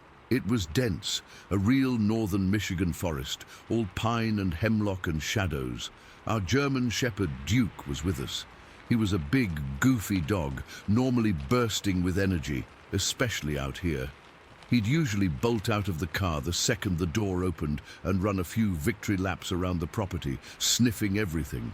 But that day he was different. He hopped out of the station wagon and just stood close to my legs, his body tense. His ears were pinned back, and he let out this low whine, not a scared sound, but a worried one, like he was confused. I remember patting his head, thinking maybe the car ride had made him queasy. My aunt got the door open and went inside to start airing the place out. My uncle was still hauling stuff from the car. I decided to just wander around to the back, see how the rain had affected things. The ground was soft under my sneakers, squelching a little. The air was so still and quiet, the kind of quiet that feels heavy, like it's pressing in on your ears. All the little forest sounds, the birds and the bugs, they were just gone. It was eerie, but I was 13. I didn't think much of it. I just figured the rain had driven everything to cover. I was poking at a puddle with a stick when I heard my uncle's brother, my sort of uncle who'd come with us that weekend, come out the back door. He was a big guy, a hunter, always confident. He mumbled something about checking the woodpile, and he walked past me, heading towards the tree line maybe 50 feet away. I kept poking at the puddle. Then, maybe 10 seconds later, I heard this sharp intake of breath, like someone had been punched in the gut. I looked up. He had frozen solid, his back was to me, and his whole body was rigid. Then he just spun around, and his face was a mask of pure, unthinking terror. His eyes were wide, his mouth was open, but no sound was coming out for a second. Then he just screamed, "Bear! It's a bear!" It wasn't a yell. It was a shriek, a high-pitched, panicked sound that tore through the quiet and made the hair on my arm stand straight up. He didn't run so much as he just scrambled, his legs churning, slipping in the wet grass as he bolted for the back door. He crashed through it, and I could hear him inside, his voice still shrill, yelling for my uncle. John, get the gun! There's a goddamn bear out back!" Everything happened so fast after that. My uncle, my real uncle, appeared at the door, his face set and serious. He had his rifle, this old bolt-action 30-006 he kept at the cabin for emergencies. He didn't say a word to me, just jerked his head for me to get inside. But I didn't. I was a stupid kid, and my curiosity was 1,000 times stronger than my fear in that moment. A bear. I had to see it. I moved, not towards the door, but along the side of the cabin, keeping the rough-hewn log wall against my back. My heart was starting to hammer in my chest, a dull, fast thudding I could feel in my throat. I could hear my uncle's brother inside, his voice breaking. He was crying, actually crying, and saying, "It's right there, under the big pine, oh my God." I peeked around the corner of the cabin, 75 feet away, right where he'd said, under the sprawling branches of a massive white pine, was something. And it was no bear. My brain just short-circuited.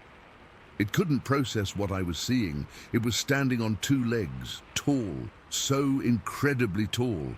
I'd guess 8 feet, maybe more. It was just standing there, perfectly still. It had this short, bristly-looking brown hair all over its body, like a wet dog. But it was built like a man, a huge, powerful man. Its shoulders were massive, and it had these long, heavy arms. One of its arms was draped, just draped, casually over a low-hanging branch of the pine tree, like it was leaning against a wall waiting for a bus. That was the part that got me, that casual arm. It wasn't hunched over like an ape. It wasn't prowling like a bear. It was just standing there, waiting. Then I looked at its face. It had a face, a man-like face, but all wrong. It was flatter, with a heavy brow ridge that shadowed its eyes. Its eyes were the darkest things I'd ever seen, just pools of black, no white at all. They weren't looking around, they weren't wild. They were fixed, staring right towards the cabin, right towards me. It had a wide nose and a lipless sort of mouth. There was no expression, not anger, not curiosity, just a blank, ancient stillness. I couldn't move, I couldn't breathe. It was like all the air had been sucked out of the world. My skin went cold and then hot, a wave of prickling heat that swept over my whole body. This wasn't excitement anymore. This was a deep, primal fear, the kind you're born with, the kind that tells you you are looking at something you were never, ever meant to see. Behind me, I heard the back door creak open again. My uncle stepped out, his rifle held tight, pointed at the ground. He moved slowly, deliberately. He saw it too. I heard him suck in a sharp breath, a hiss through his teeth. He didn't say bear. He didn't say anything. The creature's head turned, not its whole body, just its head. Those black eyes shifted from the cabin, past me, and locked onto my uncle. The movement was smooth, unnervingly smooth. There was no jerk, no animal twitch. It was a conscious, intelligent movement. For a long second, nothing happened. The 4 of us, me, my uncle, the thing under the tree, and the terrified man sobbing inside, were locked in this impossible tableau. The only sound was the faint drip-drip of water from the pine needles. Then the creature moved. It dropped its arm from the branch. It didn't drop it heavily. It just let it fall to its side. Then it turned, its whole body this time, and it started to walk. Not run, walk. It moved up an old deer path that led from the clearing back into the deeper woods. Its walk was fluid. It wasn't a clumsy, shuffling walk. It was a strong, purposeful stride. Its shoulders rolled with the motion. It didn't look back. It just walked, its dark form moving between the trees, and within seconds it was gone, just swallowed up by the shadows and the dense undergrowth. The silence it left behind was louder than any scream. My uncle finally moved, lowering his rifle. He walked a few steps forward, his eyes scanning the tree line. I unstuck myself from the side of the cabin, my legs feeling like jelly. I walked over to him, my sneakers making squelching sounds in the silence that now felt accusing. We didn't speak. We just walked towards the big pine tree. The ground there was a carpet of brown pine needles, wet and spongy. Right where it had been standing, there were scuff marks. Not footprints, just scuff marks, like something heavy had shifted its weight. The needles were disturbed, pushed around, but there was no clear print, no defined shape, nothing you could take a picture of and show to someone. It was just messed up ground. My uncle knelt down, running his fingers over the scuff marks. He looked up at me, and his face was pale, his eyes wide. He looked old all of a sudden. He just shook his head slowly. We went back inside. The atmosphere in the cabin was thick with fear.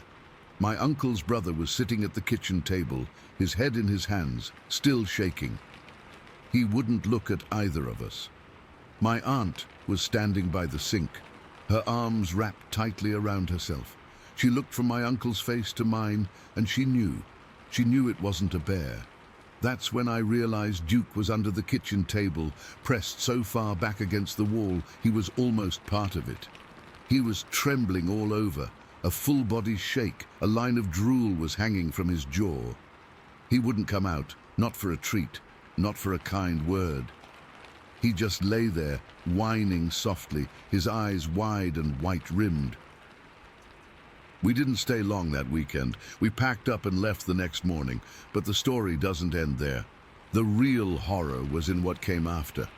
Every single time we went back to that cabin after that day, Duke would behave the exact same way. The moment the car door opened at the property, he would leap out and sprint, not to explore, but in a dead, frantic run, straight for the front door. He'd scratch at it until someone let him in, and then he'd immediately hide under that same kitchen table, shaking. He never, ever forgot. Whatever he had sensed that day, whatever he knew that we could only guess at, it was burned into his brain forever. My aunt never felt comfortable there again. She'd jump at every little sound from the woods. She stopped going for walks. She'd just sit inside near a window, always watching the tree line. The fun, relaxed feeling of the cabin was gone, replaced by a constant low-grade tension. It was like the place had been poisoned. A few years later, in the mid-1970s, my uncle sold the property. He didn't get into a long discussion about it. He just said it was time, but I knew, we all knew. I'm a grown man now, with kids of my own. I've been in the woods 1,000 times since, but I've never felt that same kind of fear again. It wasn't the fear of being attacked. It was the fear of being seen, of being observed by something that shouldn't exist, something that looked at us with a calm, knowing intelligence from under that pine tree. That casual arm draped over the branch, that slow, deliberate walk into the shadows. It wasn't a monster from a movie. It was just a thing that was there, a thing that didn't belong in my world. And for one long, terrifying minute, our worlds had touched, and I've never been able to explain it away. Story 17. Okay, I'll try to write this out the way it happened. I've never really told this to anyone before, not the whole thing, not like this. It's one of those memories that just sits in the back of your head, and every now and then something brings it right back to the surface, and you feel that same cold knot in your stomach all over again. This was back in 1986. I need to be clear about that. It feels important, the year, a long time ago now, but I remember it like it was yesterday. It was a damp evening in late fall, the kind of damp that gets into your bones. Not quite raining, but the air was heavy with moisture, and a low mist was starting to curl around the bases of the big firs and cedars. I was driving home on Holt Road, out in the Beaver Creek area. That's in Clackamas County, Oregon, not too far from Oregon City. It's a quiet road, mostly just serving the few properties tucked back in the woods there. My dad, Joseph, had a piece of land out there, right next to Herman Clover's place. Herman was a good neighbor, quiet, kept to himself. Our families had been out there for years. I was in my old pickup truck, a beat-up Ford that rattled more than it purred. The heater was just barely fighting off the chill, blowing air that was half warm, half not. I had the radio on low, some staticky classic rock station, but I wasn't really listening. I was just driving, watching the road unwind in my headlights. The asphalt was slick and dark with the damp, and my tires made a soft, shushing sound. The woods on either side of the road are thick there, a real wall of green and brown even in the fading light. It gets dark early that time of year, and the gloom was already settling in deep under the canopy. I was coming up on the stretch between my dad's property line and Herman's. I knew that section of road like the back of my hand. There's a particular bend, and just past it, the brush comes right down to the shoulder on the left. A real tangle of salal and blackberry vines and young alders.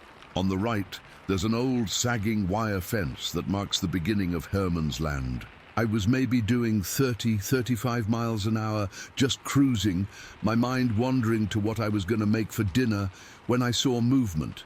Not an animal movement, not a deer bounding across or a raccoon waddling. This was different. A figure emerged from the brush on the left. It didn't crash out, it didn't snap branches or rustle leaves loudly. It just stepped out, smoothly, like it was parting a curtain. My brain didn't compute what I was seeing at first. It was just a tall, dark shape against the darker background of the woods. I took my foot off the gas instinctively, and the truck began to slow. It crossed the road in maybe 3 or 4 strides. It was upright, walking on 2 legs, but it wasn't a man. I knew that instantly. The proportions were all wrong.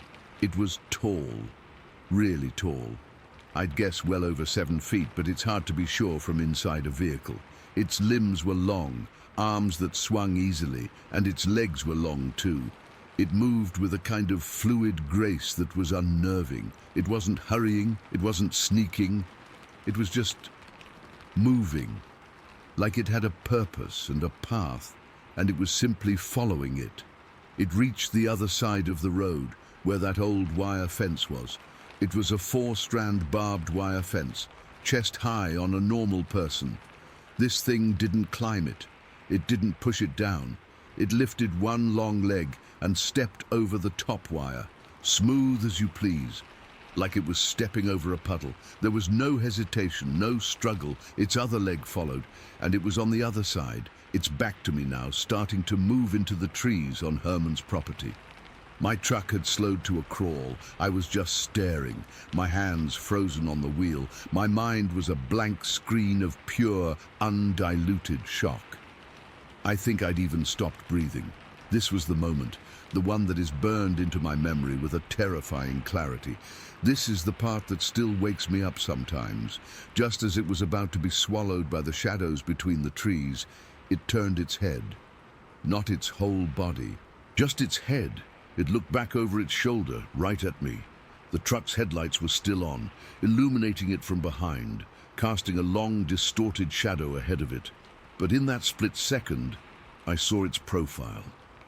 I saw a heavy brow, a face that was both flat and pronounced, and I saw its eyes. I can't tell you what color they were. It was too dark, too fast. But I felt them. I felt its gaze lock onto mine through the windshield. It wasn't a look of aggression. It wasn't a snarl or a threat. It was a glance, a calm, assessing look. It was checking to see if I had seen it. That's the thought that exploded in my head in that instant. It was aware of me, and it was just confirming my presence. And then it turned its head back forward and melted into the woods. It didn't run. It just was gone. The movement was so fluid, so quiet, it was like it had never been there at all. I sat there in the middle of Holt Road, my truck idling roughly. The shushing sound of the tires was gone, replaced by the knock, knock, knock of the engine and the soft hiss of the heater. I was frozen solid, not just my body, but my mind. My thoughts were jammed. I couldn't form a single coherent sentence in my head. All I could do was replay those few seconds over and over. The emergence from the brush, the smooth crossing, the effortless step over the fence, and that look, that goddamn look over its shoulder. My heart wasn't pounding yet. That came later. Right then, there was just a vast, cold emptiness inside my chest, a void where my understanding of the world had just been ripped out. I remember my fingers were clenched so hard on the steering wheel that my knuckles were white and aching. I could feel the gritty texture of the plastic cover under my palms. I could smell the old vinyl seats and the faint, damp earth scent coming through the vents. My mouth was completely dry. I don't know how long I sat there. A minute? 5? Finally, some primal part of my brain kicked in and screamed at me to move. I slammed my foot on the gas pedal. The truck lurched forward, the engine roaring in protest. I sped down the rest of Holt Road, my eyes glued to the rearview mirror, expecting to see it following me, emerging from the woods to give chase. But there was nothing, just the empty, dark road and the wall of trees. I got home to my dad's place in a state of pure panic. I didn't even park properly. I just jerked the truck to a stop near the front door and ran inside, locking the door behind me. My dad was in the kitchen. He took one look at my face and asked me what was wrong. I tried to tell him. The words came out in a jumble. Something on the road. Tall. It looked at me. He was a practical man, my dad. He thought I'd seen a bear standing up, or a weird shadow, or that I was just tired. He made me a cup of coffee, his hand steady, while mine shook so badly I sloshed hot liquid onto the table. I kept trying to describe it. But how do you describe the impossible? I told him about the height, the long limbs, the way it moved. I told him about it stepping over the fence. He just nodded, humoring me. Probably a moose, son. They can look mighty strange in the dark. But it wasn't a moose. I've seen moose. This wasn't an animal walking on 2 legs. This was a creature that lived on 2 legs. Its gait was natural, balanced, powerful, and the hair... I didn't mention this before. It wasn't jet black. In the glow of my headlights, it looked lighter, a dark brown maybe, or a reddish brown like old cedar bark. It was long and seemed kind of shaggy, but it wasn't matted or dirty looking. It just was. The rest of that night is a blur of nervous energy and fractured sleep. Every creak of the house, every snap of a branch outside made me jump. I'd lie in bed and see that face, that glance, every time I closed my eyes. The feeling wasn't just fear, though there was plenty of that. It was a deep, profound disbelief. I had spent my whole life in those woods. I knew what belonged there and what didn't. This did not belong. The next day, in the harsh, normal light of a grey Oregon morning, I almost convinced myself I'd dreamed it. The damp was still there. The road was just a road. The woods were just woods. I went back to the spot, my heart in my throat. There were no footprints on the asphalt. The wire fence was untouched, no strands broken, no hair snagged on the barbs. Of course there wasn't. It had stepped over it. There was nothing, no evidence, just the memory, burning a hole in my mind. Life went on. I never saw it again. I started taking the long way home sometimes, avoiding that stretch of Holt Road after dark. I never talked about it much after that first night with my dad. What was the point? People would think I was crazy. Years passed, decades even. My dad passed away, and Herman Clover got on in years too. I was helping him with some groceries one afternoon. Must have been 10, 15 years later. We were on his porch, and for some reason, looking out at those same woods, the memory came rushing back. It felt so vivid, so close to the surface. I don't know what made me do it, but I turned to Herman and I said, "Herman, you ever see anything strange out here in the woods back in the day?" He was an old man by then, but his eyes were sharp. He looked at me for a long moment, then he looked out toward the tree line, right near where that wire fence was. He didn't say anything for a while, then he just nodded, slow and deliberate. "Yeah," he said, his voice raspy. "A time or two. Big fella, quiet." He didn't elaborate. He didn't need to. That was all he said. A time or two. Big fella, quiet. And in that moment, I felt a weird mix of validation and fresh terror. I wasn't alone. It hadn't been a dream. It was real. Herman had seen it too. But the thing that really sealed it for me, the thing that made the whole memory snap into a final, unshakable focus, happened just a few years ago. I was up near Elsie, Oregon, and I stopped at the Camp 18 restaurant. You know the place. It's a lager-themed restaurant full of all kinds of chainsaw carvings and old equipment. I was walking around looking at the carvings when I turned a corner, and there it was.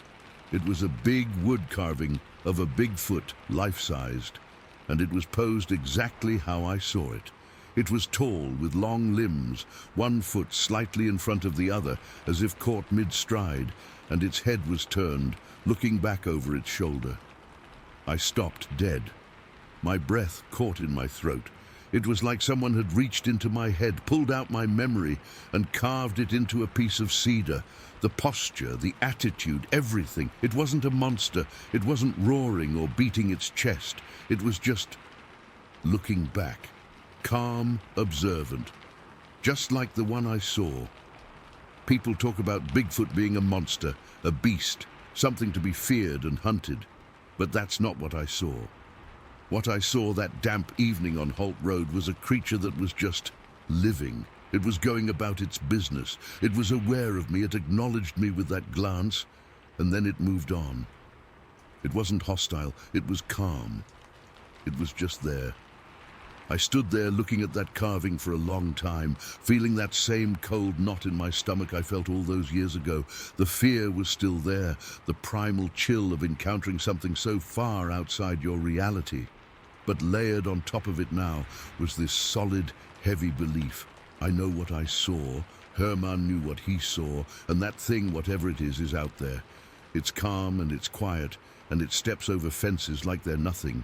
And sometimes, on a damp evening, it crosses the road and looks back to see if you're watching, and then it's gone. Story 18. I was living just outside Hope, British Columbia back then, in a small house tucked away in the woods. It was one of those places where you get used to the sounds of nature, the rustling leaves, the occasional snap of a branch, the distant calls of birds. But that day, something changed everything. I still can't shake the feeling, even now, years later. I was out gathering firewood as the sun started to dip below the trees. Dusk was settling in, that time of day when everything gets a little quieter, a little more shadowy. I had a pile of logs I'd been splitting earlier, and I needed to bring them inside before it got too dark. The air was cool, with that crisp autumn chill that makes your breath fog up. And I remember thinking I should have worn a thicker jacket. I was bent over, stacking a few pieces into my arms, when I first heard it. A rustling sound, not too far off in the tree line. At first, I didn't think much of it. Living out there, you get used to animals moving around. Deer, raccoons, sometimes a bear if you're unlucky. I figured it was probably a black bear sniffing around for food.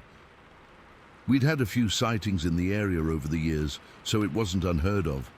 I straightened up, squinting into the growing darkness between the trees. The forest was thick there, with tall pines and firs casting long shadows that seemed to swallow the light. I could hear the sound again, a steady crunching of leaves and twigs, like something big was moving slowly, deliberately. My heart started to pick up its pace a little. I'm not usually one to spook easily, but there was something about the way it sounded. Too heavy for a deer, too purposeful for a random animal. I set down the wood I was holding, my hands feeling suddenly clumsy. I took a step closer to the house, my eyes glued to the tree line. The movement was getting louder, and I could see branches swaying slightly, as if whatever it was pushing its way through. I remember my breath catching in my throat, and I had this stupid thought that maybe I should have brought a flashlight or something, but it was too late for that. Then it stepped out. Not a bear, not anything I'd ever seen before. It was tall, maybe 7 or 8 feet, and it walked upright on 2 legs. Its body was covered in dark brown hair, matted and thick, like it had been rolling in dirt or mud. The arms were long, hanging down past its knees, and they swung slightly as it moved. It didn't rush or charge, it just emerged from the trees like it belonged there, its feet making soft thuds on the forest floor. I froze, completely still, my mind racing but coming up empty. This wasn't a bear. Bears don't walk like that, not for more than a few steps. This thing moved smoothly, almost gracefully, like it was built for it. We were maybe 30 feet apart, and for a second, everything seemed to stop. The evening sounds, the crickets, the breeze, faded into the background, and all I could hear was the blood pounding in my ears. The creature paused too, turning its head toward me. That's when I saw its face. It had deep-set eyes under a heavy, bony brow, and they were dark, almost black. But there was an intensity to them that made my skin crawl. It wasn't just looking at me, it was studying me, like it was trying to figure out what I was. I could feel its gaze, and it was heavy, oppressive. I've never felt so small, so exposed. I was just standing there in my jeans and flannel shirt, holding nothing but a few pieces of wood, and this thing was sizing me up. My body went rigid with fear. I could feel the cold seeping into my bones, but sweat was beading on my forehead. My hands were trembling, and I had to clench them into fists to keep them still. I didn't dare move, not even to blink. Part of me was screaming to run, to get back to the house as fast as I could. But another part was rooted to the spot, mesmerized by the sheer strangeness of it all. This wasn't some animal I could scare off with a shout or a wave. This felt different, smarter. The way it stood there, calm and steady, made me think it was aware of me in a way that went beyond instinct. It knew I was there, and it was deciding what to do. It took a step forward, not toward me, but parallel to the tree line, like it was pacing the edge of its territory. Its movements were fluid, but there was a weight to them that made the ground seem to vibrate slightly under my feet. I could see the muscles bunching under that thick coat of hair, and I caught a whiff of something, a musky, earthy smell, like wet soil and decay. It was strong enough to make my nose wrinkle, and it added to the surrealness of the moment. I kept expecting it to make a sound, a growl or a grunt, but it was silent aside from the soft crunch of its footsteps. That silence was worse than any noise. It made the whole thing feel more deliberate, more calculated. We stayed like that for what felt like an eternity, but it was probably only a minute or two. The creature would take a few steps, then pause and look at me again. Its eyes never left me for long, and each time they met mine, I felt a jolt of pure terror. It wasn't aggression, not exactly. It was more like curiosity, but with an undercurrent of something else, a kind of primal awareness that made me feel like prey. I've been in situations where I've faced down bears or coyotes, and there's always a moment where you can sense their intent. This was different. This thing felt intelligent, like it was assessing me, and that made me feel vulnerable in a way I'd never experienced before. My mind was racing, trying to make sense of it. Bigfoot? I'd heard the stories, of course. People around here talk about sightings, but I always dismissed them as tall tales or misidentified animals. But standing there seeing this creature up close, I knew it wasn't an ape or a human.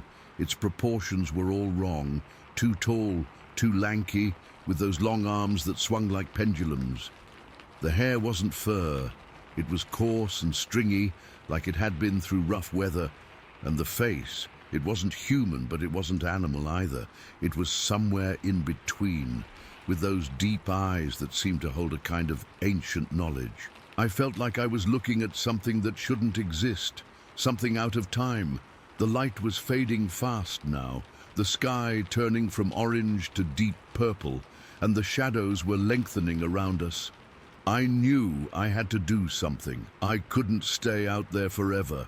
Slowly, very slowly, I started to back away, keeping my eyes locked on the creature. My heart was hammering against my ribs so hard I thought it might crack them. Every step felt like a mile, and I was terrified that any sudden movement would provoke it. But it didn't react.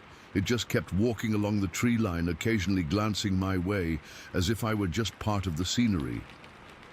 That almost made it worse. the indifference. Like I wasn't even a threat, just in curiosity to be observed. After what felt like an hour, but was probably only a few more seconds, it reached a denser part of the forest and simply melted into the trees.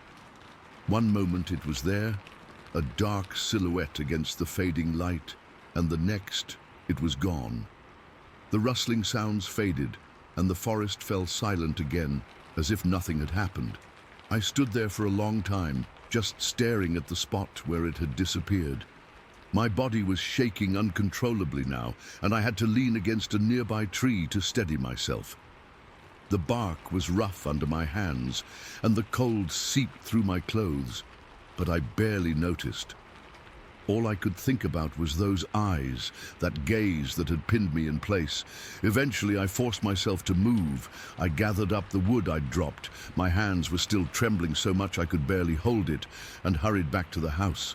The walk felt longer than usual, every shadow making me jump. I kept glancing over my shoulder, half expecting to see it following me, but there was nothing.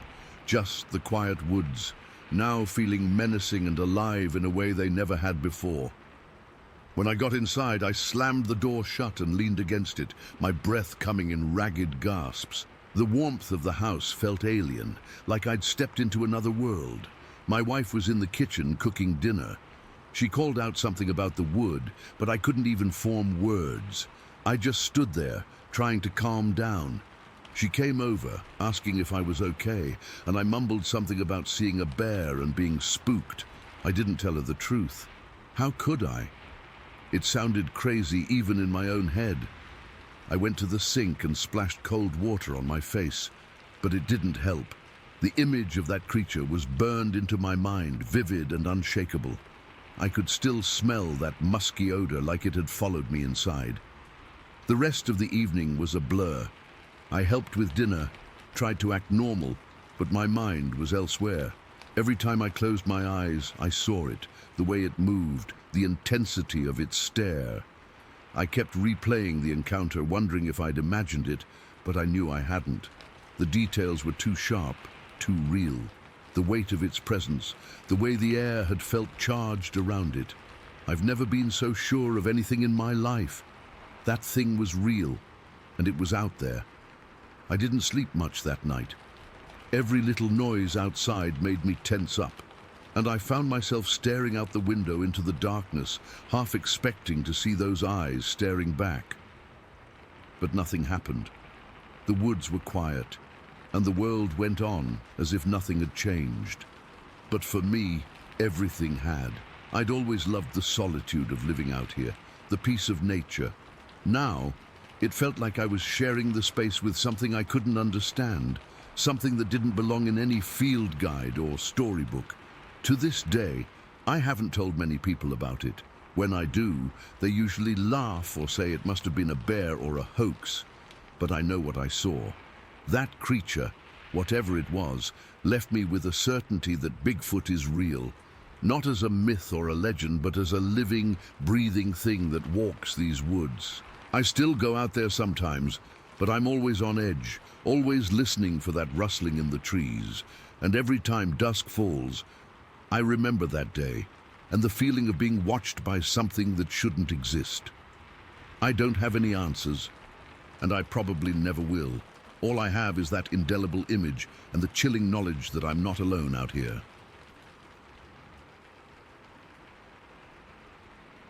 Story 19.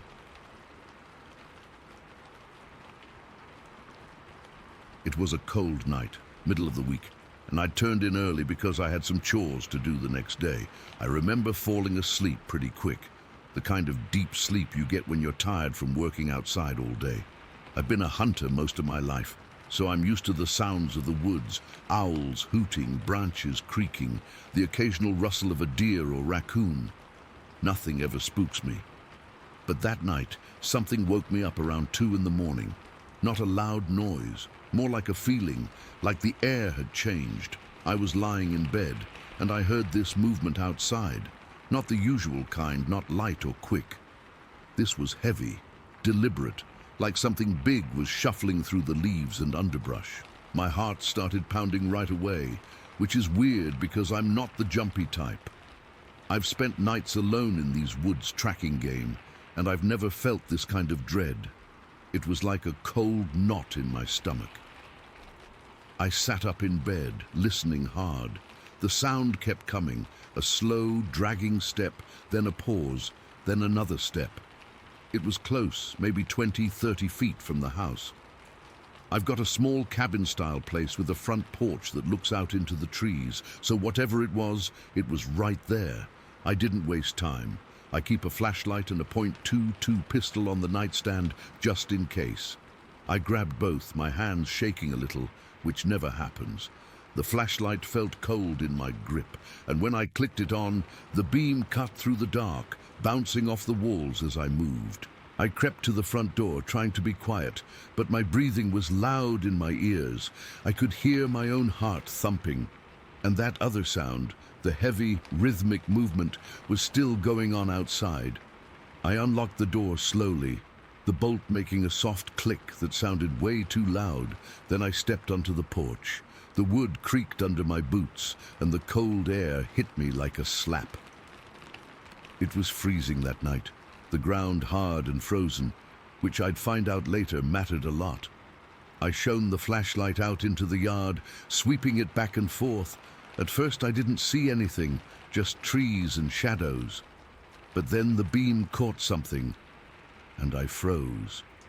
There, maybe 15 feet away, was this thing. I don't even know how to describe it without sounding like a lunatic, but I'll try. It was tall, real tall, I'd say 7 feet easy, and covered in dark brown hair that looked matted and thick, like it had been rolling in mud or something. It didn't have a neck, its head just sort of sat on its shoulders, broad and round. Its arms hung down low, almost to its knees, and they were thick like tree trunks. But the worst part was the breathing. I could hear it from where I stood, this heavy, raspy sound, like it was struggling to get air, or maybe like it was angry. It was just standing there, facing me, and its eyes. I couldn't see them clearly, but I felt like they were fixed on me. My mind raced. I've seen bears out here, black bears mostly, and this wasn't one. Bears move different. They're bulkier, and they don't stand upright like that.